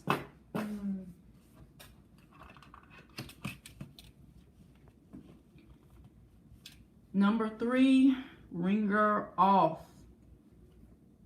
Phone preferably off. I think those ELF waves, I think it can interfere to a degree. If you're able to. Sometimes you're not able to turn your phone off, but at least the ringer off so it doesn't interrupt the current, the spiritual current and the flow, the vibe. Can you imagine being like in church and somebody's phone start ringing? It would like throw off the, the energy. Another thing is too, spirits often will not come down with messages if they feel like they're going to be recorded. Like if somebody's like, oh, I want to see my Congo spirit mount the medium, or I want a departed loved one to speak. Then if they feel like somebody's in that room recording, or you like, oh, I'm going to be slick, I'm going to record all this, I'm going to put this on the tape recorder, they will not come because they will know. They'll even embarrass. I've seen a spirit come down before and snatch somebody's phone and throw it. So phones are not really MISA friendly. Mm-hmm. Or at least turn the ringer off if you must have your phone near you, because you don't want anybody to steal your phone either during the MISA. Number 4, and forgive my statement, but we're all grown here, I guess. A MISA with no music is like making love with no moisture. A MISA without music is like making love with no moisture, no lube, no flow. Music is the heartbeat of the MISA. Songs. If everybody's uptight like they're at the Catholic Church, Spirit's probably not going to come through. Exactly. MISA is a type of thing, and when you go to the Latino MISAs, everybody keeps their shoes on. It's like that type of energy where you can kick your shoes off and just dance around, and you want that type of energy. That's when it's a good MISA. Yeah, feel free to. Everybody can come on. Ooh, because I've been wanting to take them off. Jesus. I like shoes. I don't like clothes either. And once again, I already said this earlier, is number 5 is loosen up. It's church minus the misinformation. So don't be all uptight and, oh, I'm not dressed like this, or this, look how she dressed, or look how he looking, or, you want to kind of be, because the looser you are during a MISA, the more that you're going to go more into your right brain and the more you'll flow. If you're more worried about, oh, this has to be right, I got a spot on my tablecloth, that's going to be a boring MISA. Ain't nobody coming through. If you're like, yeah, I got a burn spot on my tablecloth, but we're about to set it off in here, that's going to be a good MISA. much better. I say, get comfortable. Mm. Number 6, and I already said this too, everyone needs to go home encouraged and full. What was 5? Loosen up. Loosen up. Mhm. Oh, okay. You said encouraged and full. You don't want anybody to leave discouraged. Sometimes Spirit will come with a chastisement message, but you always want to give the community hope. You always want to give them a silver lining. It's supposed to be a positive experience, not a traumatic experience. We go through enough trauma in our life.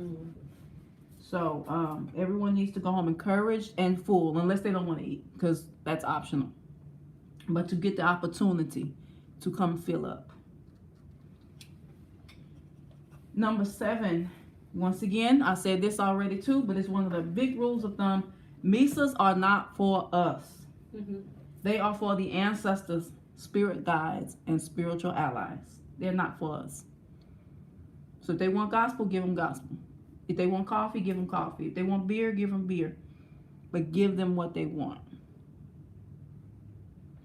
Once again, I repeat, this. I'm still on number 7. If you are anti-Bible, anti-gospel, and you're talking to somebody who has visited Kemet, I know about Jesus being Haru and Yahushua HaMashiach. I know about Hebrew Israel. I know about all of them, Ma'at and Kemet. I know about all of that. So, once again, this is spiritualism. So, whatever we think we know about Kemetic science and Haru, and there was other crucified saviors such as Krishna, and Christ is a title, not a person.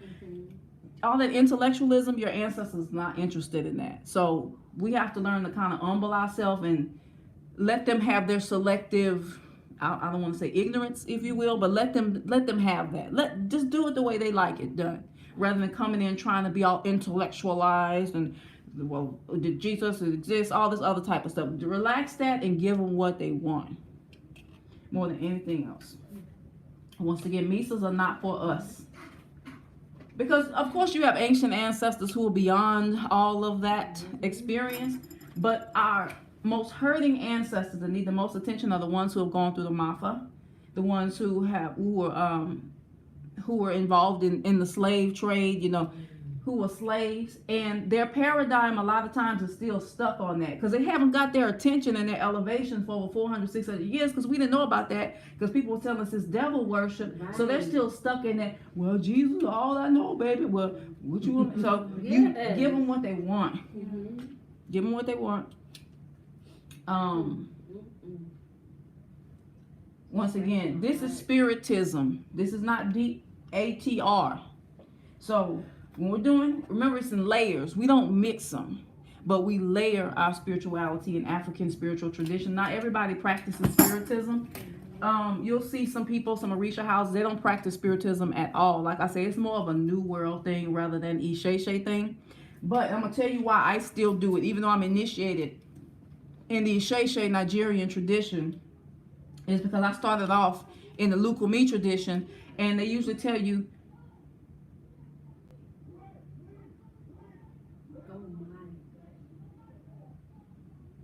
somebody's arguing outside. We may have to get the cascaria. Yes, I'm like, where's the cascaria? Okay. But I digress. Smooth that out. Yes. Oh my goodness. Send love and light. But if you started off in the New World traditions, they tell you need to develop your ancestors and guides first. Even in the Isheshe, the ancestors always come first. So even though I initiated in Isheshe Nigerian tradition, my ancestors were like, okay, that's cool, you doing this and that, but I still want my table. Because once you get them started with that and they get accustomed to it, they're going to be like, so what's up with that? So we're not doing that anymore? So once you get that habit going, now if you haven't got it going, then you can skip it. You can skip spiritism altogether. But that's how I developed. If it wasn't for spiritism, I wouldn't have got the money. I wouldn't have got the $1,200 to get my hand to be filed. That's my ancestors that helped me do that, because I was at that altar with that with those gospel songs and those hoodoo floor washers, and they're the ones who got me to the point where I could receive hand to be filed, where I could receive a leg by and a goon, and my ancestors carried me there.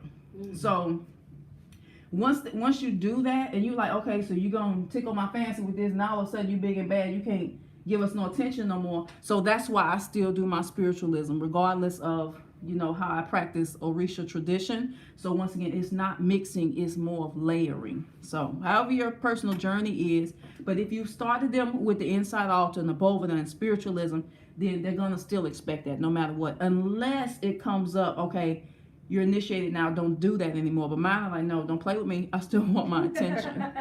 So, yeah, it's for them, not us. Number 8. Well, actually, I just said number 8. Once you open that door to spiritualism, they are going to expect it. If you schedule a day every week, you say, okay, on Sunday, if I'm not menstruating, on Monday, I'm not menstruating, I'm going to come to my altar once a week, even if it's just once a month. And you don't come.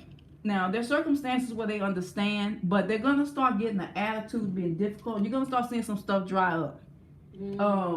Your husband may have an argument or something happen or some kind of something you expected to happen or manifest.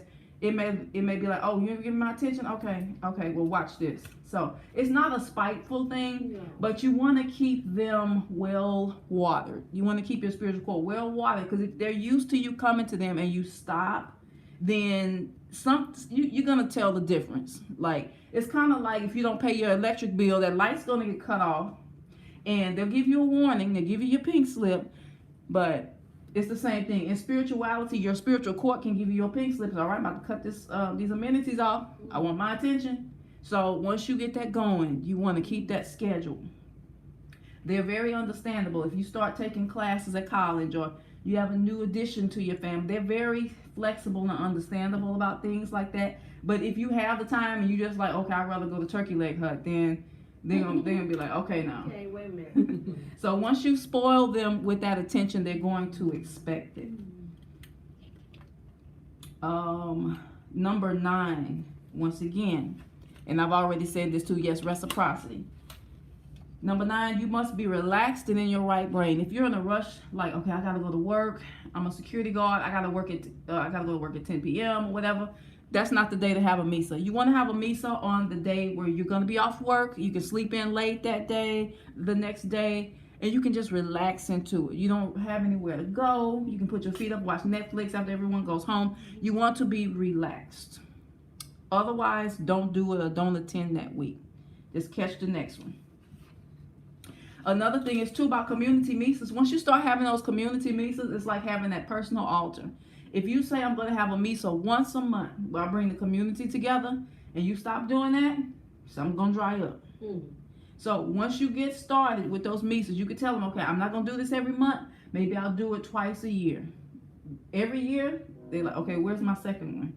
Okay, where's the twice a year? So even if you don't do them often, maybe you do a MISA once a year, they're going to expect that you do that MISA once a year. So if you decide to do them monthly, because it's going to be very difficult to develop your mediumship abilities and community if you only do it once or twice a year. So if you say every month I'm going to do every Friday or every first Friday I'm going to do a MISA, and you don't, otherwise if something comes up to where it's a health challenge or something, they understand. But if you just pull out because I don't feel like it anymore, then you better get an understanding with them as much as possible. Unless it comes up, it's not really a good idea to do it that month. Like say for instance last year when everything hit the fan, then you wasn't no MISAs like that. So you can still do community prayer and stuff, meet on Zoom if you're worried about social distancing and things such as that. Number 10, and I'm kind of mixing now because I'm going back to Orisha when I say this, but it's a really good explanation. A fresh rogated head, meaning a fresh rogated head is better to tap into your psychic abilities. If you are out of touch with your higher self, it can, I don't care if you're the best medium in the world, it's like having glasses and having fingerprint stains all over your glass. You're not going to see as clear, or if you have water in your ear, you're not going to hear as clear. So it's like being numb when your head is not tuned. If you don't do like coconut washes for your hair, like breaking up in a fresh coconut, washing your hair, certain things to appease the head, appease the ori with a cola nut, the forehead, the top of the head, the back of the neck, to strengthen your own abilities is going to be like having on dirty glasses. or being deaf and not having your hearing aid. When you do your head tune-ups, whether it's monthly or quarterly, you will have a better spiritual experience as a medium. Because even mediums can get weak sometimes, so they can become inaccurate because glasses can get foggy. So it's very important to make sure that your head is tuned up. Give offerings to your head. You can give fruit to your head. There's different things you can do. That's in the Ori class. That's a different type of thing. But I wanted to digress and make that number 10 because it's very important. Because some people will say, well, why am I not seeing anything? Why am I not hearing anything? Sometimes it's just a matter of doing a head rogation or ibori. Number 11, keep prayer requests in mind. Don't just think about you and what you want. Maybe somebody didn't even ask you to pray for them, but you know that they need something. You have somebody on your heart and you're concerned about them. Keep that in mind and bring that to the Mass with you to pray for them. Number 12, I already said that one too. Normally with the home communion that you do at your altar, you want to try to do that before 6 p.m. But at nighttime, just keep in mind, number 12, take extra protective measures at your MISA and spiritually cleanse, because you get the good and the bad at nighttime. Number 13, I said this already as well. All water glasses are dedicated and on purpose. It's not just decoration. In order to be effective. Because some people say, oh, I gave my guy this cup and I didn't feel anything, or I didn't get any feedback. You want to make sure that's what they wanted. It's kind of like if somebody buys you a gift, they know what you like, but they buy you what they want to buy you. It's kind of like, oh, gee, thanks. Exactly. You know? You get a gift. Like, that's not exactly what I wanted, so give them what they want. Those glasses need to be dedicated. You need to let them know, okay, to my gypsy spirit, I dedicate this particular glass to you. They need to know, like, let them know this is for you, this is for you. And hey, you said you wanted this, so I'm giving this to you. They need to be dedicated and on purpose. Number 14, I already said that already too, potluck. Not mandatory, but it's a good idea. Others can bring sealed food. Number 15, rule of thumb. Any extra glass you put on your altar, oh, I just want to put this glass on there because I feel like it's the right thing to do. If it's not what they want, it can become a portal for some other spirit that's not even in your court to come in and wreck shop and cause chaos in your home life, or arguments out of nowhere, all that type of stuff. It can turn life upside down. So be careful, because every object, every doll, spirits can live in dolls. These are portals. So you want to make sure that that's what they want, because if you just put something on there just because, you can create a portal for a situation. Because they do like to live in inanimate objects and possess them. So you want to be really careful with that. Also, if you're going to get like a doll, like eBay is used, you want to make sure you cleanse that doll, and you can ask yes or no, you know, whether that doll is acceptable before you put it on your table as well. And any object to where it hasn't been used before, so you buy a La Madama statue, you want to kind of christen it to bring it to life, like blessed. You can put you can make your own holy water and stuff, but you want to kind of so-called, I don't know the other word to use, baptize it to kind of awaken it and make your guide conscious. Hey, this is for you. This is the embodiment and representation of you, and that's what this is for. So not just decoration. Everything should be on purpose. Number 16. At a MISA, and I'm breaking my rule right now. It is very important to sit with your legs uncrossed at a MISA. Y'all good with time? Okay. For sure. Very important, because when you sit with your legs crossed, it crosses your energy to where it limits it. And remember, there's a current in the room, the spiritual current known as corriente. So we try not to sit with our legs crossed as much as possible, but we all forget. So you want to sit with your legs uncrossed and fingers unfolded. Very, very important rule at traditional MISAs. Number 17, I already talked about that already too, is the difference between a community MISA and an investigative MISA. The community MISA is more charity donation based to help out everybody coming together to raise their ancestors and guides. Investigative MISA is one that's for you. It's like an in-person seance, particularly for you and your ancestors. It's like a reading, but it's not a reading because it doesn't involve any divination objects. It's just people sitting there witnessing to you what your guides and spirits want to say, and they tell you who's in your spiritual court. So that's the difference.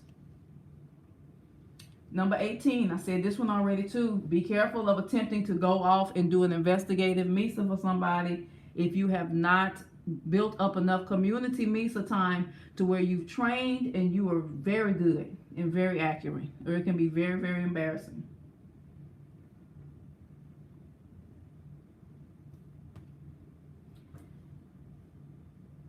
If you don't have that confidence, don't attempt it. Another thing with an investigative MISA is you don't want to be the only medium there. You don't want to be the only medium at an investigative MISA. Give me 1 second.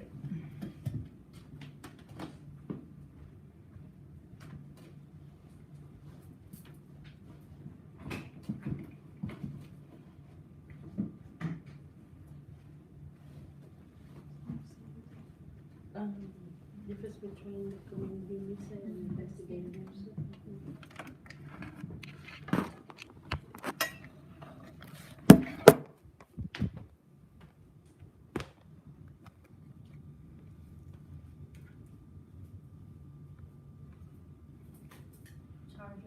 Mm-hmm. It was on 100, but it went down very quickly. Yeah, right. Okay, awesome.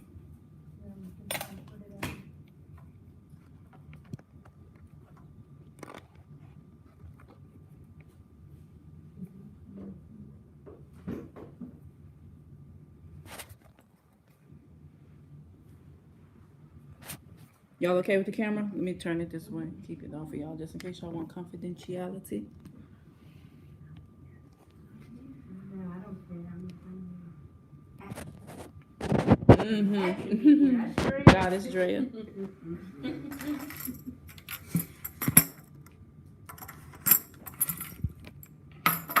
Okay, I'll just stand here and do it. Okay. And we're almost done with the rules of thumb. We're getting ready to do the enactment soon. And I'll bring this down some more. I'll bring this in the center. That way it's still charging. Let's see. What number was I on? 18? Okay. Do not attempt an investigative MISA unless you are absolutely sure that you are developed as a medium. And it takes practice, practice, practice. And don't be afraid of making mistakes. Number 19, you want to clean your glasses weekly. You don't want to wait. You want to kind of clean them immediately after the community event. You don't want to just leave them there with water stains in them. Number 20, once again, I said this one already too. Vinegar takes away water stains because you don't want to have a glass with water stains and it makes it look dirty. So you want to kind of cleanse them. Let them sit with vinegar.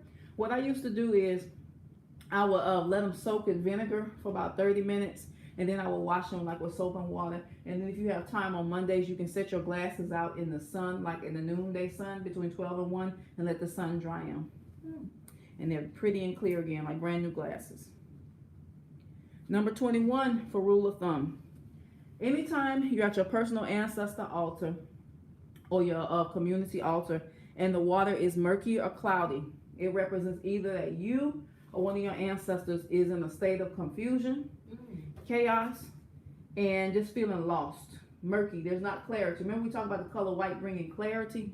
So cloudy, murky water, unless there's a tap water problem, like if you're somewhere like Flint, then otherwise, if it starts off with clear water and it ends up murky, that's a sign that there's a need for clarity. And there's a need for spiritual cleansing. I would even jump into African spirituality and say there's a need to do something to propitiate the head, the highest self. Somebody is lost or feeling like a lost ship at sea and they need direction. Number 22, very, very, very, very important. Do not just go to your ancestors and spirit guides when you need something. Can you help me get the money? I gotta get my car fixed. I want to get this loan for this house or so. Don't just, it's kind of like, it's building a relationship. You know, like that relative, they only call you when they want something or they come in the beg. You want to build a regular relationship with you. Like, I'm not even coming to ask for anything this week. There's nothing wrong with it. But you can be like, you know what? I'm not even coming to ask for anything this week. I'm just coming to give you some attention. I'm just coming to give you some energy. And I'm telling you, it's like charging your own battery when you do that. So don't just go to them when you're big and like Santa Claus. You don't want to treat them like they're genies in a bottle, because then it becomes like a transactional relationship to where they'll do stuff for you, but the price just gets higher and higher and higher. Okay, you're gonna use me, so I'm gonna use you. So it's that type of thing. If they see you as just being an opportunist, or I just want to get my boyfriend back up, they're gonna be like, okay, but I'm gonna charge you a lot for this. Yeah. Number 23, cell phones down, intuition up. I missed that comment. It faded. Cell phones down, intuition up. If you're worried about what's the latest Instagram post and this and that, you're not going to be in your right brain. It interrupts the flow and the current. You want to be able to kind of turn that off for that 2 or 3 hours, or however long the MISA goes. A good MISA, if it goes about 4 hours, you won't even realize 4 hours pass. Especially if a spirit comes through. But if it's like a kind of, I don't want to say dead MISA, but more boring MISA, that's usually like a 2-hour event once it gets going. Common diasporan spirit guides. Most people, if your ancestors were slaves or even indigenous to this land, you probably, if you go to an investigative MISA, you're going to discover that you either have a Congo spirit or African spirit. It's usually a man. A lot of people have gypsy spirits, known as gitanas.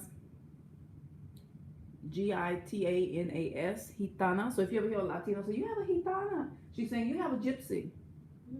Gitanos? Yeah, gitano too. The male gypsy. A lot of us automatically have a la madama or la madama spirit, negra. They call it negra. And why is that? Because most of our ancestors and grandmothers were la madamas. They were midwives, they were cooks, they were in the kitchen. So automatically, even if you're not sure if you have a la madama, you can still do la madama, because our grandmothers, our great grandmothers. Some people have a Moor in their spiritual court, and an Arab. That'll come up for some people. A lot of people have Native American spirit guides that come up in their investigative misas, the Indios. Some people have sailors. Those are the common ones in the diaspora, in the Latino culture. And number 7, did I say number 6? Number 6, yeah, sailors. Number 7, nuns. The Latinos call them monja. They may come through. Some people have like gurus, East Indian gurus. Like my son has an East Indian guru. I was like, really? Wow. How did he get that? Yeah, I'm like, how did that happen? But yes, all your spirit guides are not going to be your race or your cultural background. And I always say, our spirit guides are usually people we've known in a past life. They're not like spirits roaming around looking for somebody to help. They usually help us because either we were friends with them in a past life and they didn't incarnate to Earth, or that type of reason. So they're not just spirits looking to do good for people. They have a reason. You've probably known those entities before, and that's the purpose of your spirit guides. When you all have been spirit, we've all been spirit guides before. Sometimes we don't always incarnate back to Earth, and we're like, okay, I'm not going this time. I'm gonna help my friend. So we get the same thing. So we all have the potential to be spirit guides. You don't have to be a highly elevated master to be a guide. So all our guides, they're not perfect. They have their attitudes, their personalities, their likes and dislikes. They don't like the same thing. They don't all even get along. Your spirit guides can be arguing right there in the room on the table. Why she gotta put me right there? I want to go there. That kind of stuff does happen. They have their same human type of personality characteristics. Wow. Now, from Guides and Goals, book 3, I think I'm going to change the title of those books 1, 2, and 3. This is a way to develop your relationship with your guides, whether you know who they are or not, whether you've had an investigative MISA or not. And these are questions, a questionnaire. It's kind of like going on a date. You can interview your ancestors and guides. You can write these questions down and then put them under your pillow and see what comes up. It may come in a dream, a sign, a hunch, or a medium may say it. This is how to help build your relationship. Number one, here's the first question to ask your ancestors and guides if you're not sure who they are. Number one, what would you like me to call you? Like, do you have a certain name you want to be called? Do you have a preference for what you'd like to be known as? What would you like me to call you?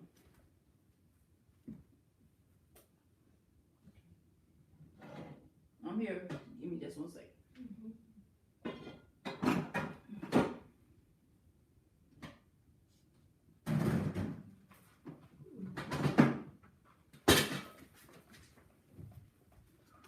Number two, what color do you want me to use to represent you? Because each spirit guide will be different. What color do you want me to use to represent you? That's number two for your questionnaire to your ancestors and guides.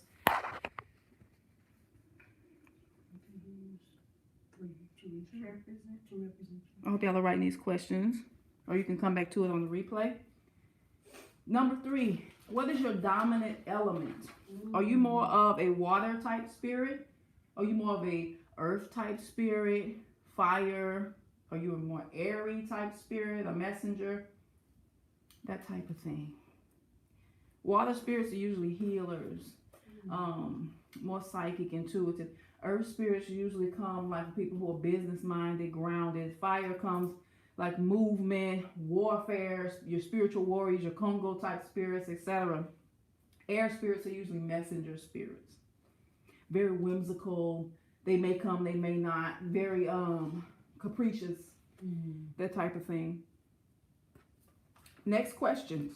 Number four. Are you female or male, your main guide? Or you can ask them individually. You can kind of go down the line and do this interview with your spiritual court.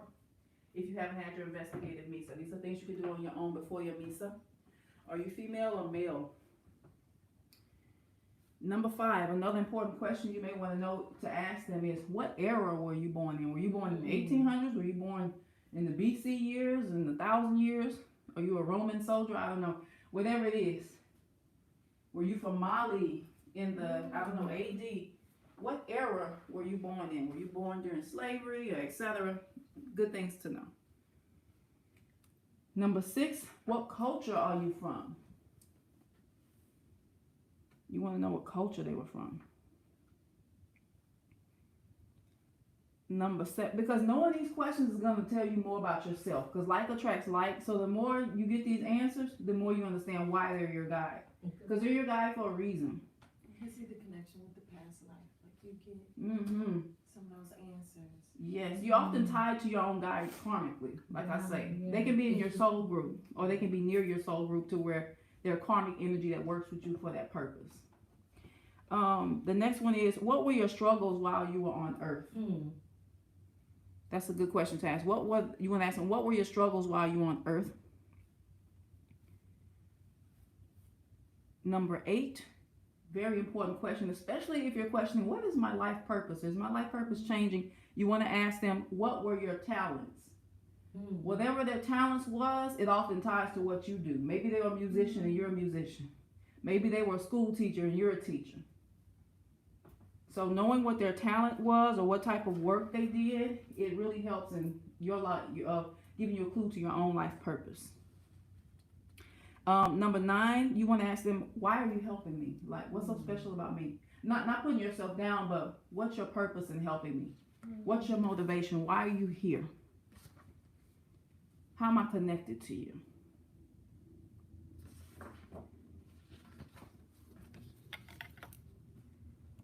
Am I talking too fast?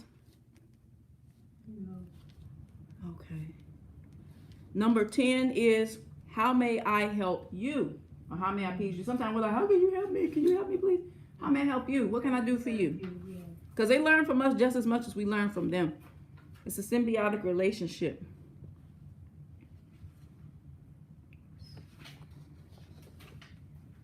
Number 10, I said 10 already. How may I help you? Number 11 is, what type of clothes do you wear? That way I know how to recognize you. If they tell you that, then you go to an investigative MISA and the medium says it, it only confirms what you already know. So what type of clothes do you wear? Maybe you have a Congo spirit that has torn pants, or maybe he has a limb, or knowing that type of stuff, those details, it really helps out quite a lot.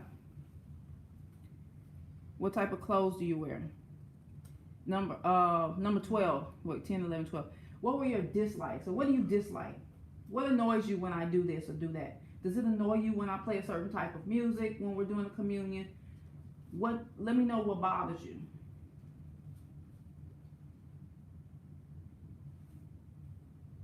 And of course, number 13 is, what are your likes? What is it that you like what I do? Do you like when I sing to you? Do you like when I give you coffee? What do you like? So I can do more of it. Number 14, what are your favorite offerings? Because they may not want the same thing at the same time or the same month. It may change. What would you like? Well, I mean, what type of offering would you like for me to give you? An edible offering or some flowers, a non-edible offering? Sometimes they won't even want anything edible, it's translated into alchemy. Sometimes they'll want you to do something. I want you to go back to school, baby. That's all I want from you. Oh, I want you to leave that no good man. It may be something as simple as that. Said, I want music and dance, or just sing and dance. Ashe. See? Often, sometimes, like I say, I've had sessions where we were feeding the ancestors, and we're like, okay, can we close now? We gave you everything you wanted. And they'd be like, no, Okana. And it's like, because they wanted some singing. That's all they wanted, was singing, the gift of breath. Something that we take for granted. But last year we learned to not take it for granted. Number 15, what's your favorite day of week that you want me to give you your attention? Because every guy doesn't want the same day of the week. Like I say, my Madama likes Mondays, my Gypsy likes Fridays. They don't like the same day. So you want to ask them, what day of the week do you want attention? To commune with you. Or what time of month? Maybe it's not a day of the week. Maybe it's, well, okay, you come see me on the 16th, or I like the 25th of the month, I like during the full moon, come give me some attention. You want to know those details. Because it helps be more effective, because when you know these answers, it'll make you a better medium. So much. Let's see, I don't know, I forgot what number I'm on. 16. 16. How are we alike? How are we alike?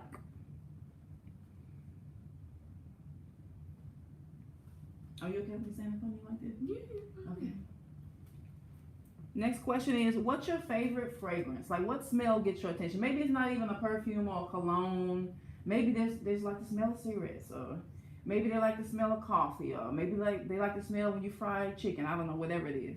But what's your favorite smell that gets your attention? That when I put that smell out, it's a way to call you. Because you don't have to just call them with sound. You can call them with smell.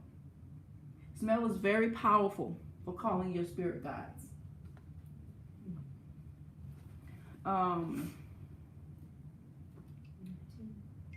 Next up is, what object do you want on your altar to represent you?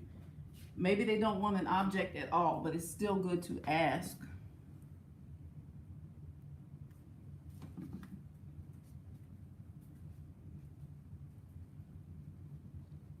Next question, y'all can keep up with the numbers, is, can we develop some sort of sign to let me know when you're near? Maybe your guide says, okay, when you see a blue bird, or when you see 3 pennies lined up in a row, that's me. Or when you see, I don't know, a vulture flying or eagle flying, whatever it is, you want to kind of know a sign when your guide is near. Maybe they'll give a smell. Like maybe if it's your grandmother, maybe you'll smell the perfume she wore.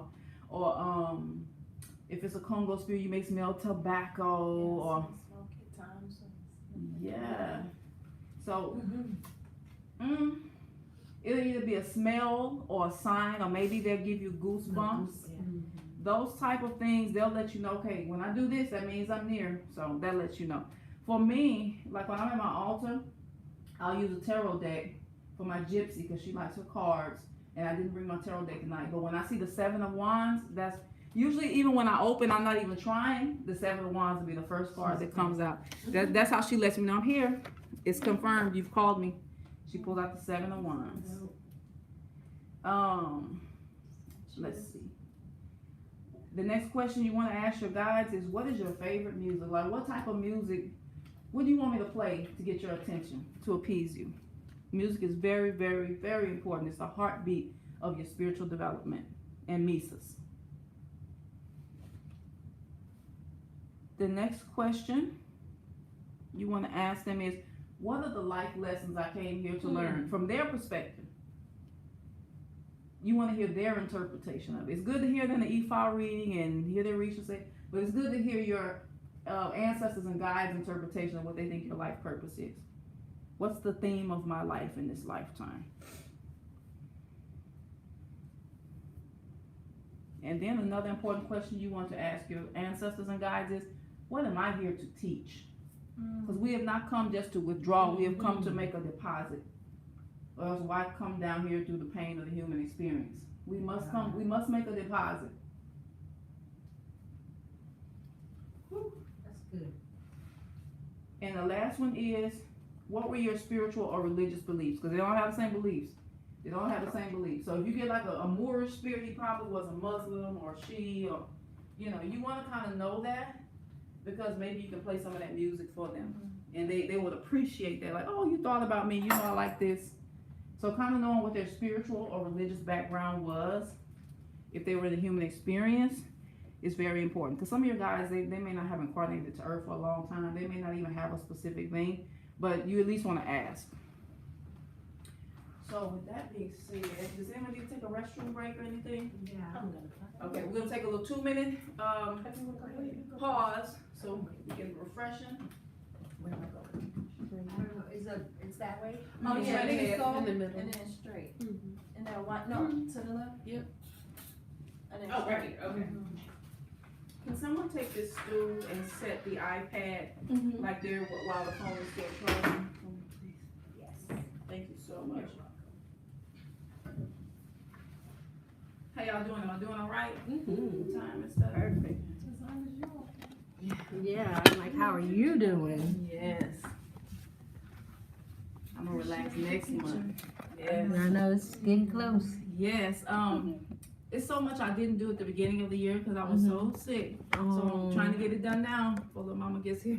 Yeah, she was like not having it in the beginning. Yes. Is So that that's good why I'm right doing there? everything this month. Passive aggression, MISA, et cetera, et cetera. That way I don't feel like I wasted, you know, even though it's not a waste Never. for a human being, but I want to feel like I gave what I was supposed to give with my ministry for the year. So grateful for you. Thank you. Okay, so we did that. Common diaspora guys. So now, the fun part. Intuition exercises. This is the fun part. This is where you all build bonds and stuff together. Online, let me see how we can do this online. Let me see. You can go to Zoom if you want to participate, or you can just watch us. Let me admit. Let's see. If you want to participate, you want to come to Zoom to do this, excuse me. These are the intuition exercises. If you'd like to just watch, feel free to do so and come back to it. So these are things that you can do with a partner in your home, maybe your sister or someone like that. So we're gonna start first. Y'all may want to put your mask on if you get close, and just partner up. We're just waiting on Lisa to come out. Huh? I said, I know one that I had a mentor tell me to do. I say, what's that? Shapes and colors. Uh-huh. Like she'll write one down, and then I'm supposed to try to visualize what she wrote down on What that she paper. wrote down. And so I practiced it with my daughter as I was doing her hair. Like, you write one down, and I'm gonna think of it. Oh wow, does it work? Yes. I say. Okay, so we're just waiting on Nisi. That way everybody has a partner. I'm just gonna kind of facilitate for you all. I'm glad it's 4, so it's a perfect number. Let me get me some more ice water. You got your ice? Oh, thank you, love. Thank you. I appreciate it. Sure. Ay, ay, ay.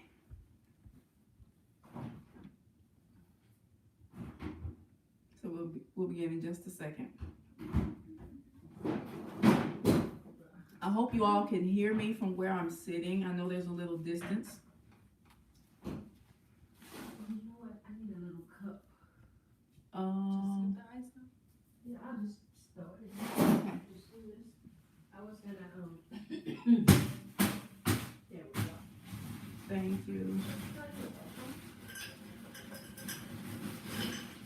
I'm not a big meditation person.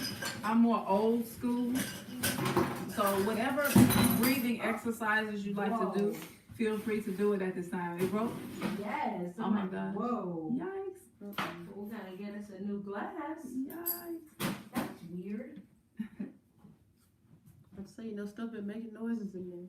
Yes, indeed. Yeah. Hello, Makare. Did I say that right? Makare Gardner. Alvita Mendez. Deja Shannon, etc. Once again, this class, you don't need to be initiated to do this. Do you have Anybody can do this, huh? You have. Yes, I have a bottle of water. Thank you. Mm-hmm. You don't need to be initiated to do this. So don't let nobody say, what is she doing with this class? No, you have the right to do this. You have the right to gather. If people can start churches and do this and that, then you can come together as a community to elevate your ancestors and guides. There's nothing wrong with that. S. Thomas, good evening. So, if you all can see each other on Zoom, I need to find out. feel free to unmute. If you see anybody on Zoom in the profile and you pick up anything about their energy, hello, Jalisa, Andrea, Clemmer, Lisa. If you see anything about them, anyone in the cipher on Zoom, put the message in the chat. Like, I pick up that you got something going on, tell them in the chat. You're gonna be talking to each other. And that's how y'all can participate. So, y'all feel free to close your eyes. Let me give you some. Are we gonna be writing anything? No, not yet. Okay. It's just an exercise.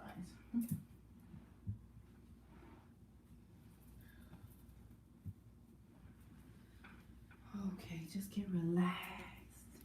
Let your body be loose and light as a feather. I promise I won't treat this like a past life regression. This will be quick. It's a demonstration. Let me switch my account really quick. Let's see. Alrighty. Just relax like you're in your mother's womb.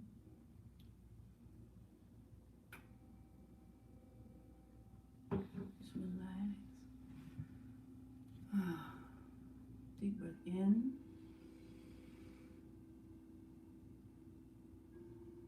Deep breath out. Pushing out fear.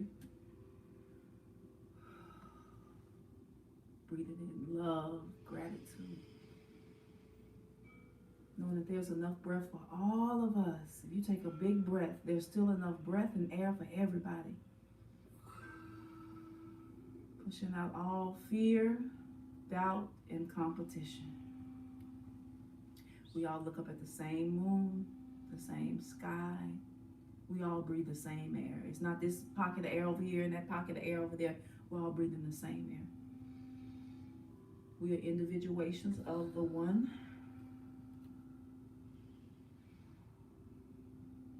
Imagine a bright light at the top of your head. And let me digress and say this is not done in a MISA. This is just intuitive development exercises before we get into the actual enactment of the MISA.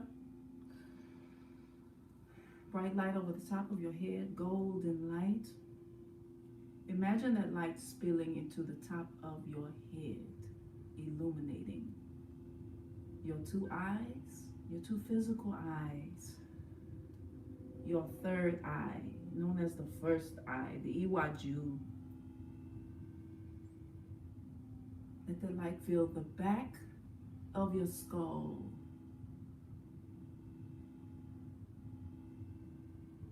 the top of your head at your crown,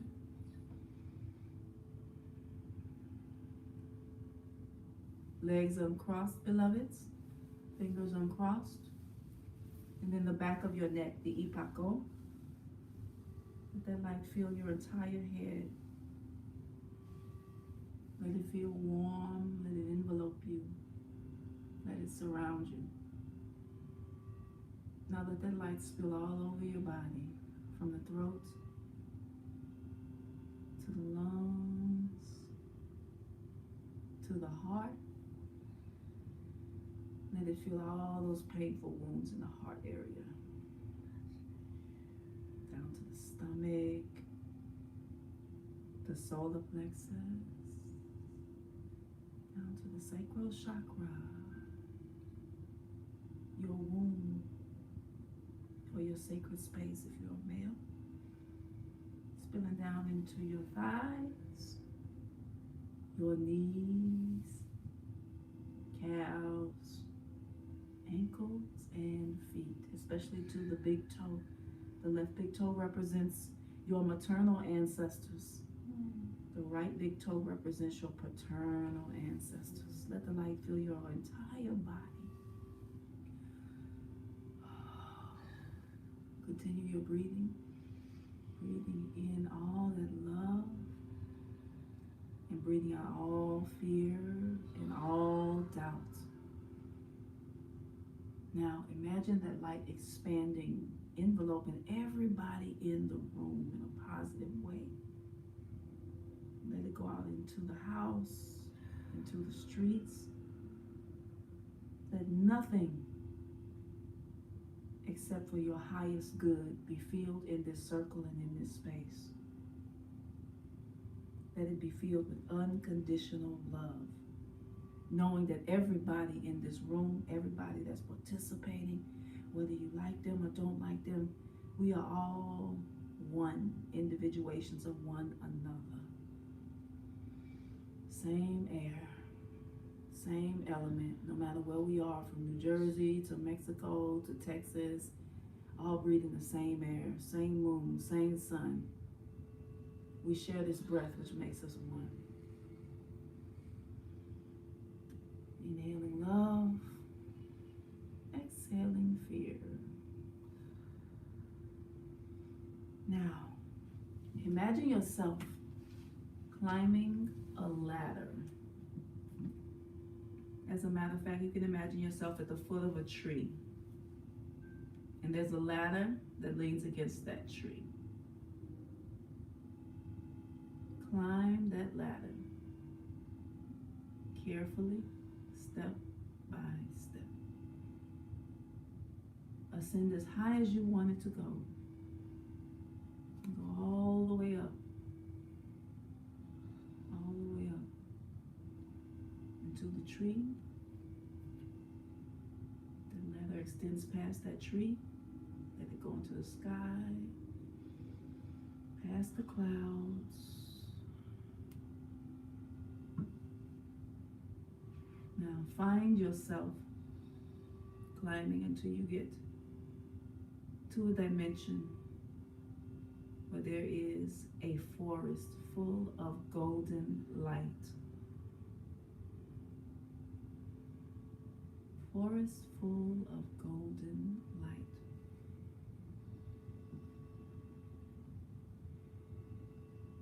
Once you get to the entrance of that forest, I want you to think of a departed loved one, a recent departed loved one who you knew in this life, whether it's a friend or a family member, someone you went to school with, a lover, whoever it is. I want you to think of them. Someone special to your heart. Now, I want you to leave space for anyone who wants to come meet you at the edge of that bright forest to come forward, whether it's an ancestor, guide, or loved one. Continuing your own personal breathing patterns the way you like to do it. And just stay in that energy. Give it time. Don't force it. I'm going to be quiet for a few minutes. And see if you perceive anybody. Maybe you don't recognize them. If you see someone or you feel them or you hear them, you may not see anyone at all. If you only smell them, what do they smell like? If you see, what do they look like? If you see them, try to look them in their eyes with pure love. Pure love. Whoever wants to come through, don't judge. May not even be a race of a person that you expect. Just sit in that energy for a few minutes as I get quiet for a couple of minutes.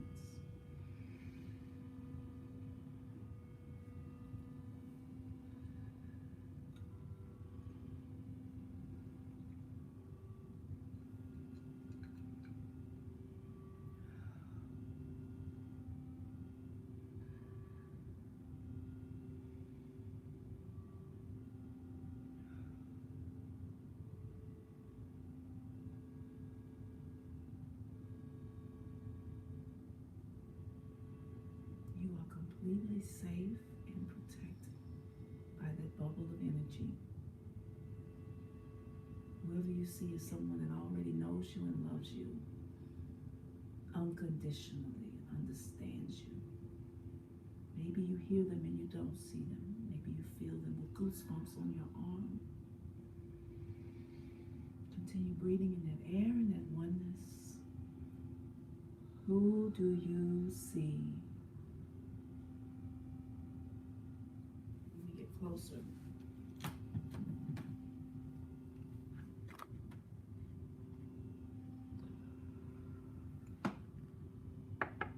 Continuing your exercises. Who do you see or hear or feel? Just an intuitive development exercise. Who comes to you at the edge of that forest? You do not have to go all the way in. See who meets you there. Continue your breathing in love. And exhaling all fear, all doubt, all judgment, all, is this just my imagination, casting out all doubt. Imagination is the gateway to the subconscious.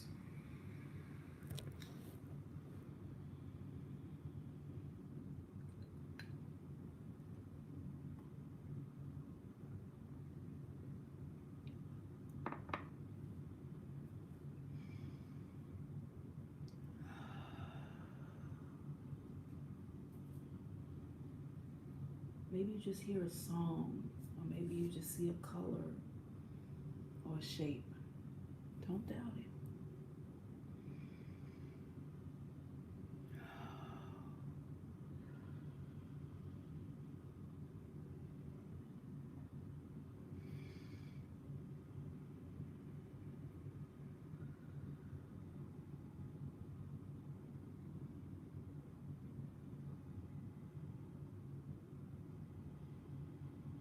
Allow your mind to focus and not wonder or wander.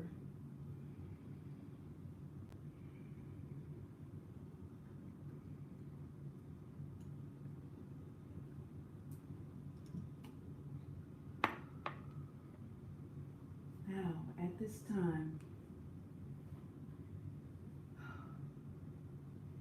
embrace or blow a kiss or send love to whatever you saw or heard or felt or perceived. Thank that energy or thank that image as you turn away from that forest. Slowly walking back towards that ladder. Getting on the rungs and climbing back down through the sky.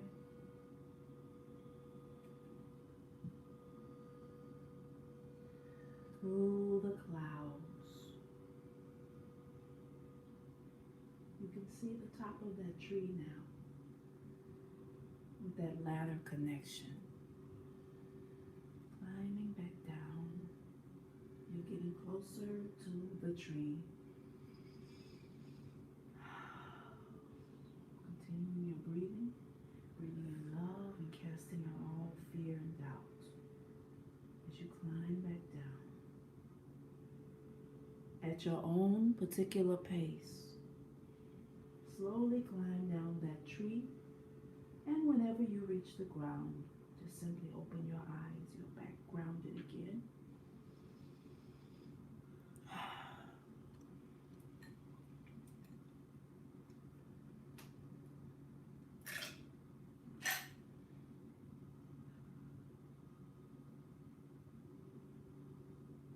Opening your eyes. Whenever you come back down, take your time at your pace. Don't want to rush.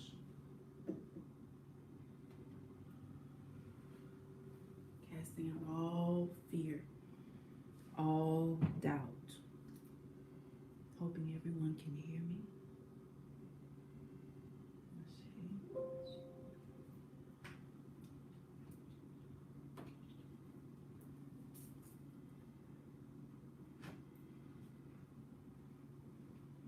Okay, was anyone able to see anything or perceive anything?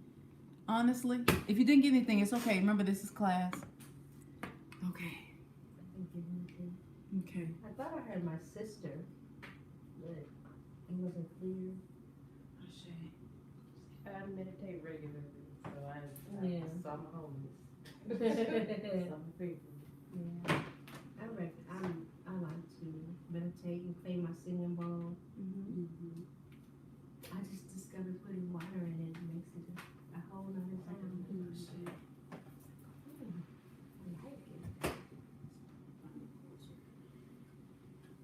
Okay, I'm gonna have to put this over here. Right here. It's not focusing.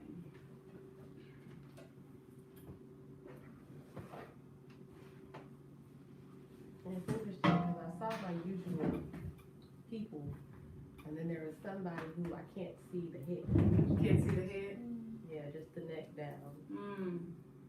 Did y'all perceive any messages or feelings? What's that? I'm always having this pressure in my head, popping my neck, popping my head, and pain here. And it's kind of like they were saying, Is that good? I don't it's know. like cotton balls or sutures they were saying, like, perforated out. Wow. Sometimes on that first exercise, especially if it's rushed through like that, because we have class, it's like it takes some time to do it. It takes a few times to do it. So it's just one of the exercises that you all can do on your own personal time. You can do that at home as well. The ladder exercise when you're climbing and you see which ancestor comes to you in the forest. Sometimes it takes a little more time. We kind of rush through the steps for time, but it's okay. We're going to do a few more. Now this is the partner. This is where you want to partner up. Thank you, Nisi. You're welcome. And then on Zoom, we will do the Q&A towards the end of class. Oh wow, somebody heard a beautiful sound. Beautiful, beautiful. So we'll discuss, y'all can unmute at the end of class and we'll see what experiences you came up with. So next up, you want to, on Zoom, find someone who you fixate on, or you all can choose, okay, I want this person, that person, and y'all partner up. Okay, if y'all could, you can social distance. I'd like for y'all to put y'all chair like across from one another. So pick a partner wherever you want.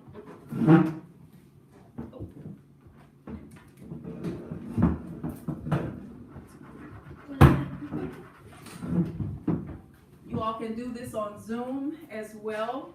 Find someone who you fixate on or decide to partner up and see if you can look at them. But the camera has to be on so that they can see you.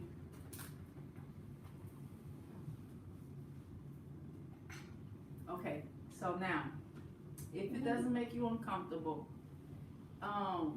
one suggestion is it okay if you take off your glasses? Okay. It's better. Yes. Okay. You want to stare deeply into the eyes of the person if it doesn't make you uncomfortable. This may take a couple of minutes or 3 minutes. be on the video. I think this is like classy. No. Let's see. I get weird. I'm sorry. Does the sound of the ice distract you all? Okay, continue staring. Continue staring on Zoom. This lets me know I'm weird about staring people in their faces. Okay, this is how you want to do it.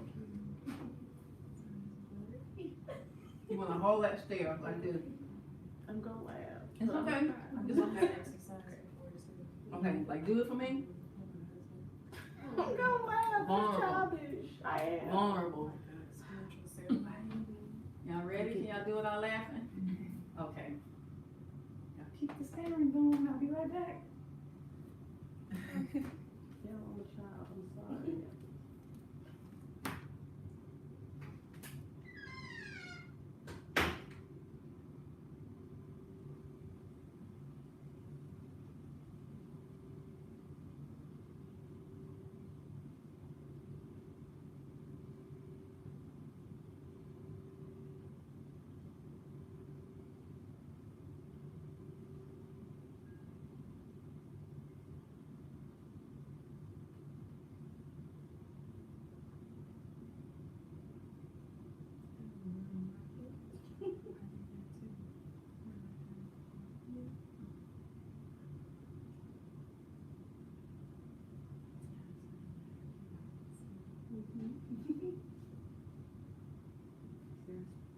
Specific mindset we're supposed to be in this thing?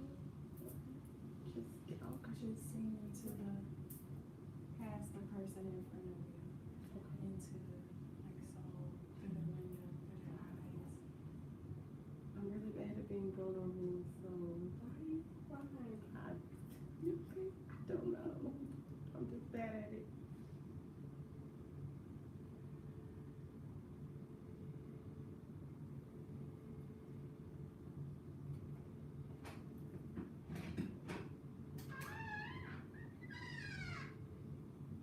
Try not to let the sounds distract you or anything such as that.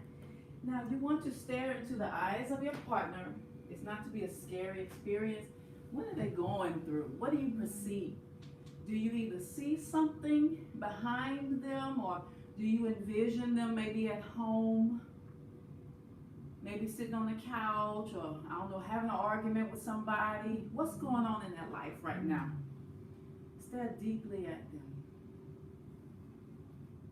Even if you feel like it's in your imagination.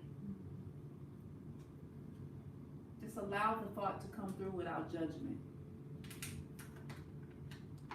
What is your staring partner going through right now without you having to pull a tarot card or anything like that? What are their worries? Maybe they're going through something good, or maybe something good is about to happen. Are y'all participating on Zoom? Try to look deeply in each other's eyes with compassion. You are one with this person. You all share the same breath, the same air. Unconditional love.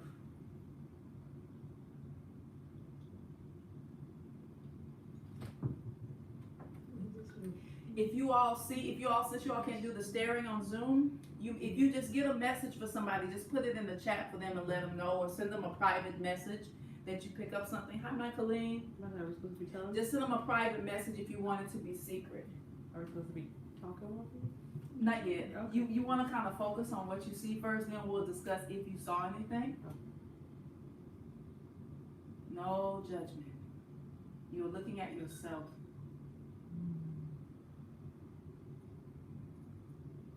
An individuation of yourself. You're not here by accident.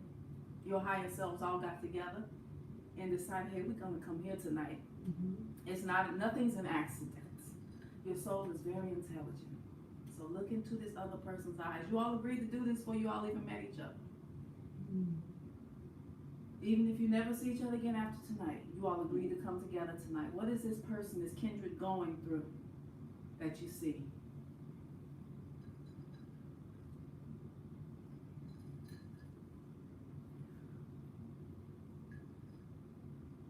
And you want to remember to keep your hand, you want to unfold your hands, yeah. Remember, it interrupts the energy current, it's okay. Are y'all uncomfortable? Good. It's okay to laugh, giggle, it's okay. Some of us, no one looked us in the eyes all week long.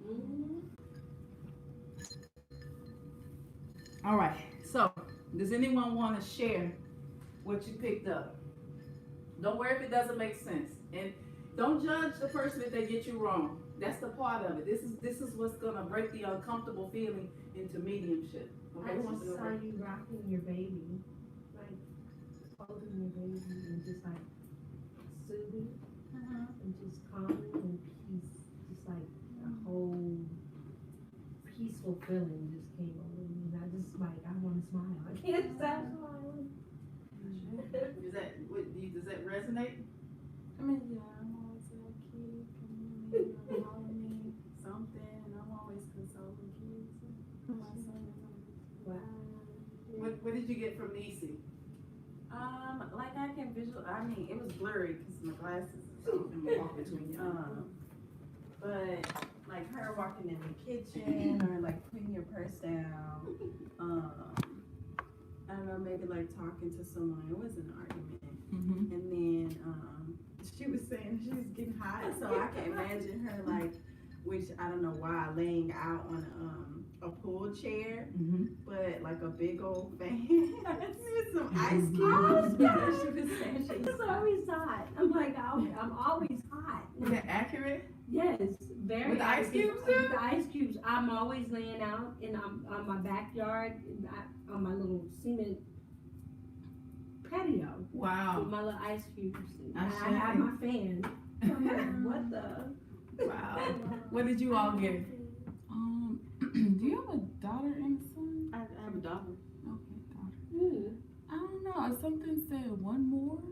Yeah, I do want another one. A boy? That's my mom. I do want Wow. a boy. It was a boy and a girl, and one was to be this is what I heard, like a singer or a dancer, and the other was supposed to be like a business owner. Oh my goodness, that's my baby. Yeah, my baby is sparkle and shine. Yeah. Does your daughter sing? She wants to do everything. Yeah. Sing, Dance, dance, talented. all of that. Yeah. So yeah, that's why. Shame. Mine was kind of heavy. I kind of picked up that, I don't know, maybe you're worried about something, or that I feel like you have a very good temperament. Like you can be in a room and just, blend in with the rest of the room, but internally there's something either bothering you or eating at you. But for the most part, like you can keep it cool, you can keep it underneath them. So yeah. Shame. Shame. Wonderful. So y'all got something out of it. Sorry for the tambourine. Remember, it's not about, like maybe if you take a wrong guess, don't be afraid to be wrong. If you're afraid to be wrong, you'll never cross in the mediumship. You're gonna make mistakes. You may put something inaccurate or something like that. Don't worry about that. That's the whole purpose of this exercise. Especially So, One more in the way. I was like, really? oh Lord, I hope not now. Take I don't think it's soon, but okay.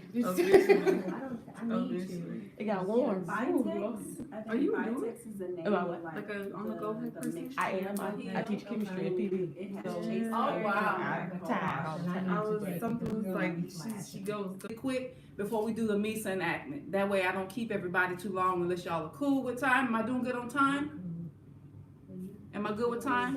Awesome. Okay, we got another exercise. I'm trying to figure out how we would do this online. Or feel free to continue doing it the way we're doing it. Our next exercise is touch. Because some people, their spiritual development comes through touch rather than looking in the eyes. Because everybody's not clairvoyant. So if you all would switch partners, and I want you to stand behind your partner. You don't have to look at your partner this time. This is something that you all can do in your own time with partners as well. So just kind of pay attention if you're able to. Stand behind. Can you all I'm see? standing behind. Yeah, can y'all put your seats kind of in the center? That way your sisters can see you on Zoom. Here we go. So what I'm That way everybody feels like they're included. It's over there. Yeah, just switch partners. move your shoes back a Yeah, little bit. yeah, that's good. I'm just over here. Okay. So what you want to do is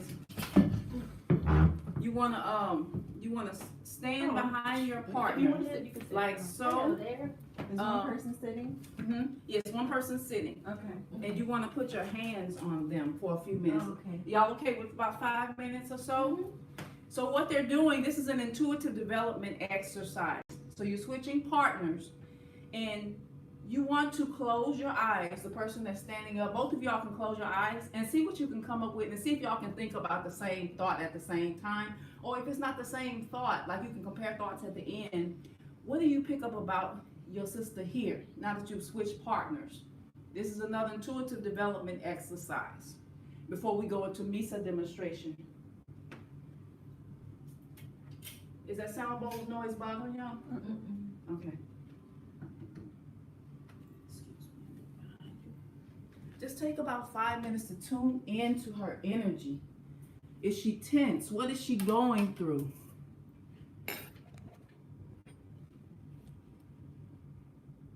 If you all don't have a partner at home, you can do this with your loved ones. You can try this with your children, etc. It's always better to try to do it with somebody you don't know. That way it's more accurate if you get, if you get a message. Because you already know what your personal life, family members and loved ones are going through. This helps with your mediumship development.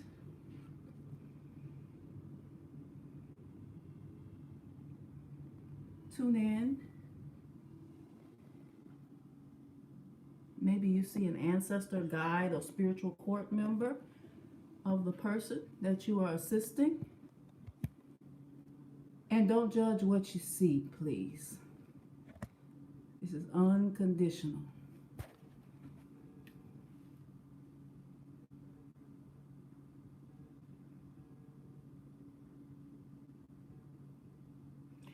And you who are sitting, you may even get an impression of the person that has their hand on your shoulder. That's perfectly okay. Tune in to one another.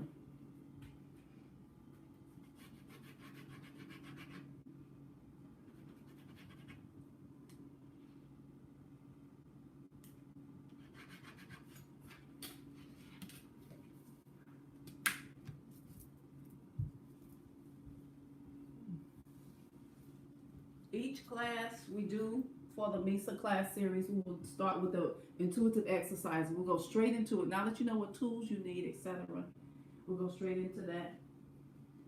Intuitive exercises are very, very important to stretch your right brain muscles.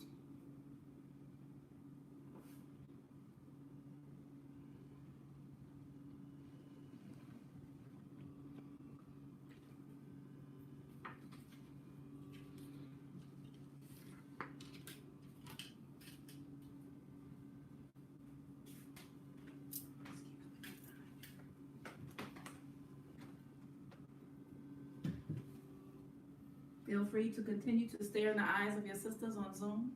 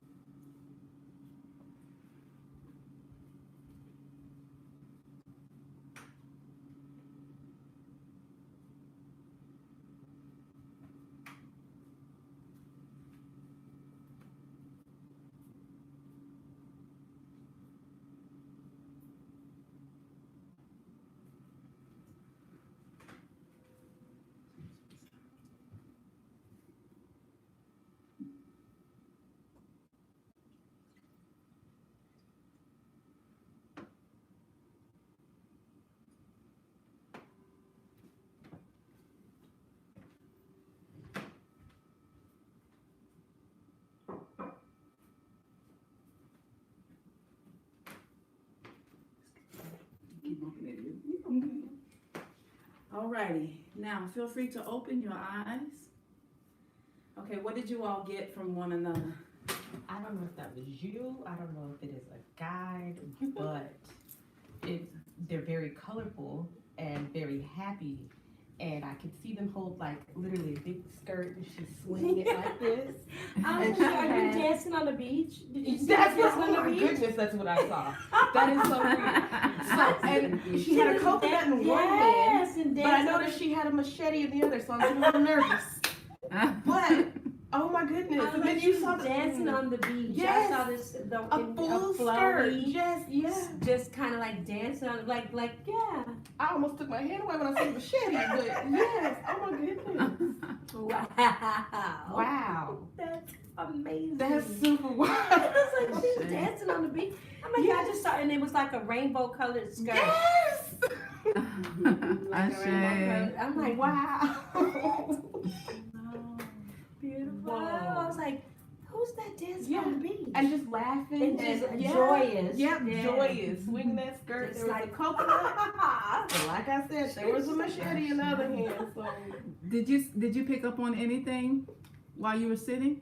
That's what I picked up on. I was just like, Y'all think about the whoa, same we were thinking thing. about the same Same exact thing. thing. Very I'm like, See? wow, Same on the thing. beach. Just she had like a colorful skirt, Yes. and it was really Swaying. flowy and Yeah. just kind of just like what you're doing, and just Wow. laughing, just like so full of joy. That's amazing. You know, just like Shay. whoa. wow. Well, are you from an island or Mhm. okay? Yeah. That's what I My, didn't my know. ancestors are Eritrean and Dominican. I was gonna say Dominican Republic because the Yeah, face they looked are. like you, Yeah, but we were older, just- an older Yes. version. Yeah. Shay. Wow. Love it. What did you all get? Did you have like a grandmother? Wow. Did you have a grandmother? Like, Or no? like they passed before. I Yeah, was born. like she was like strong, but she was also super jolly. I don't know. No, but I don't know. You have very therapeutic energy. Oh man, Like yeah, your she's so energy- peaceful, I always can hear feel that. it calming. radiating in my hands, and it was almost healing my trauma. I She's felt- definitely a As soon as healer. you touched me, I felt like almost like you had powers that was just freezing me. Like I got really cold, and then I can like visualize like you were sitting down getting a blanket to cover yourself, but it was me that was cold, and then I had some heaviness here, and then I saw like you writing down in a journal, and then praying, and then it was kind of like all over the place. Wow. Amazing. Amazing. Yeah, she's But that's definitely a healer. Awesome. Yes. Definitely. Now we have a different exercise this evening. Are y'all ready I for love it? this. Yeah. I was not expecting that. I know. I'm like, for us to see the The same same thing. thing. That's That was- whoa. Who all brought Oracle decks? I have tarot. You brought Right away. tarot? I have Yeah. both. I have Okay. Oracle and Tarot. Okay, did you all bring Oracle decks or anything? Okay, I'm gonna give you some cards. Okay. One by one. I want to put your cards. Everybody, one I'm person, you're superstitious gonna like take this. turns sitting in the hot seat. Uh-oh. Sorry. Right, You can put the seat here. And whoever needs some cards, you can borrow. I have 2 sets of cards here. Or you all can Should I decide get what the you want. Oracle or should I? I'm gonna do right away. Anytime. I have I'm right into it, but I've away. never done them. Okay, these are Oracle I cards. love these. Mhm. These are my favorite. I want you to look at the cards that you pull and then see what, don't just see the card, but see past what the message is. Everybody's gonna take turns getting in the hot seat. And the thing is, you all are gonna be like a judges panel. You all are gonna sit 3-way together and pull the card and see if y'all come up with the same impression of the same person. Okay, well, I'll go first. I'm not worried. Yes, I'll sit in the hot seat. with a message. Okay, you all can just line up or social distance, however you like. Are y'all okay with that? If y'all uncomfortable doing that, then that's okay. Fine. I already got a card. I don't know if that Okay, yeah. Do I need to keep it or? Oh, yeah, yeah. Okay. Oh. So you want to look intently in the eyes of your sister who's in the hot seat. And the idea is you want to see if y'all come up with the same similar message for her. And even if it doesn't make sense, go past what you see and then do it like that. No, I feel like I need to keep this card. Okay. Might be on to something there, I'm sister. gonna keep it. Something's Oh. telling me to keep it. Whoa. It's in reverse though. Yeah, because it's accurate. It's in reverse. Oh, it's okay. No, it's intuitive. It's okay. Just relax. And you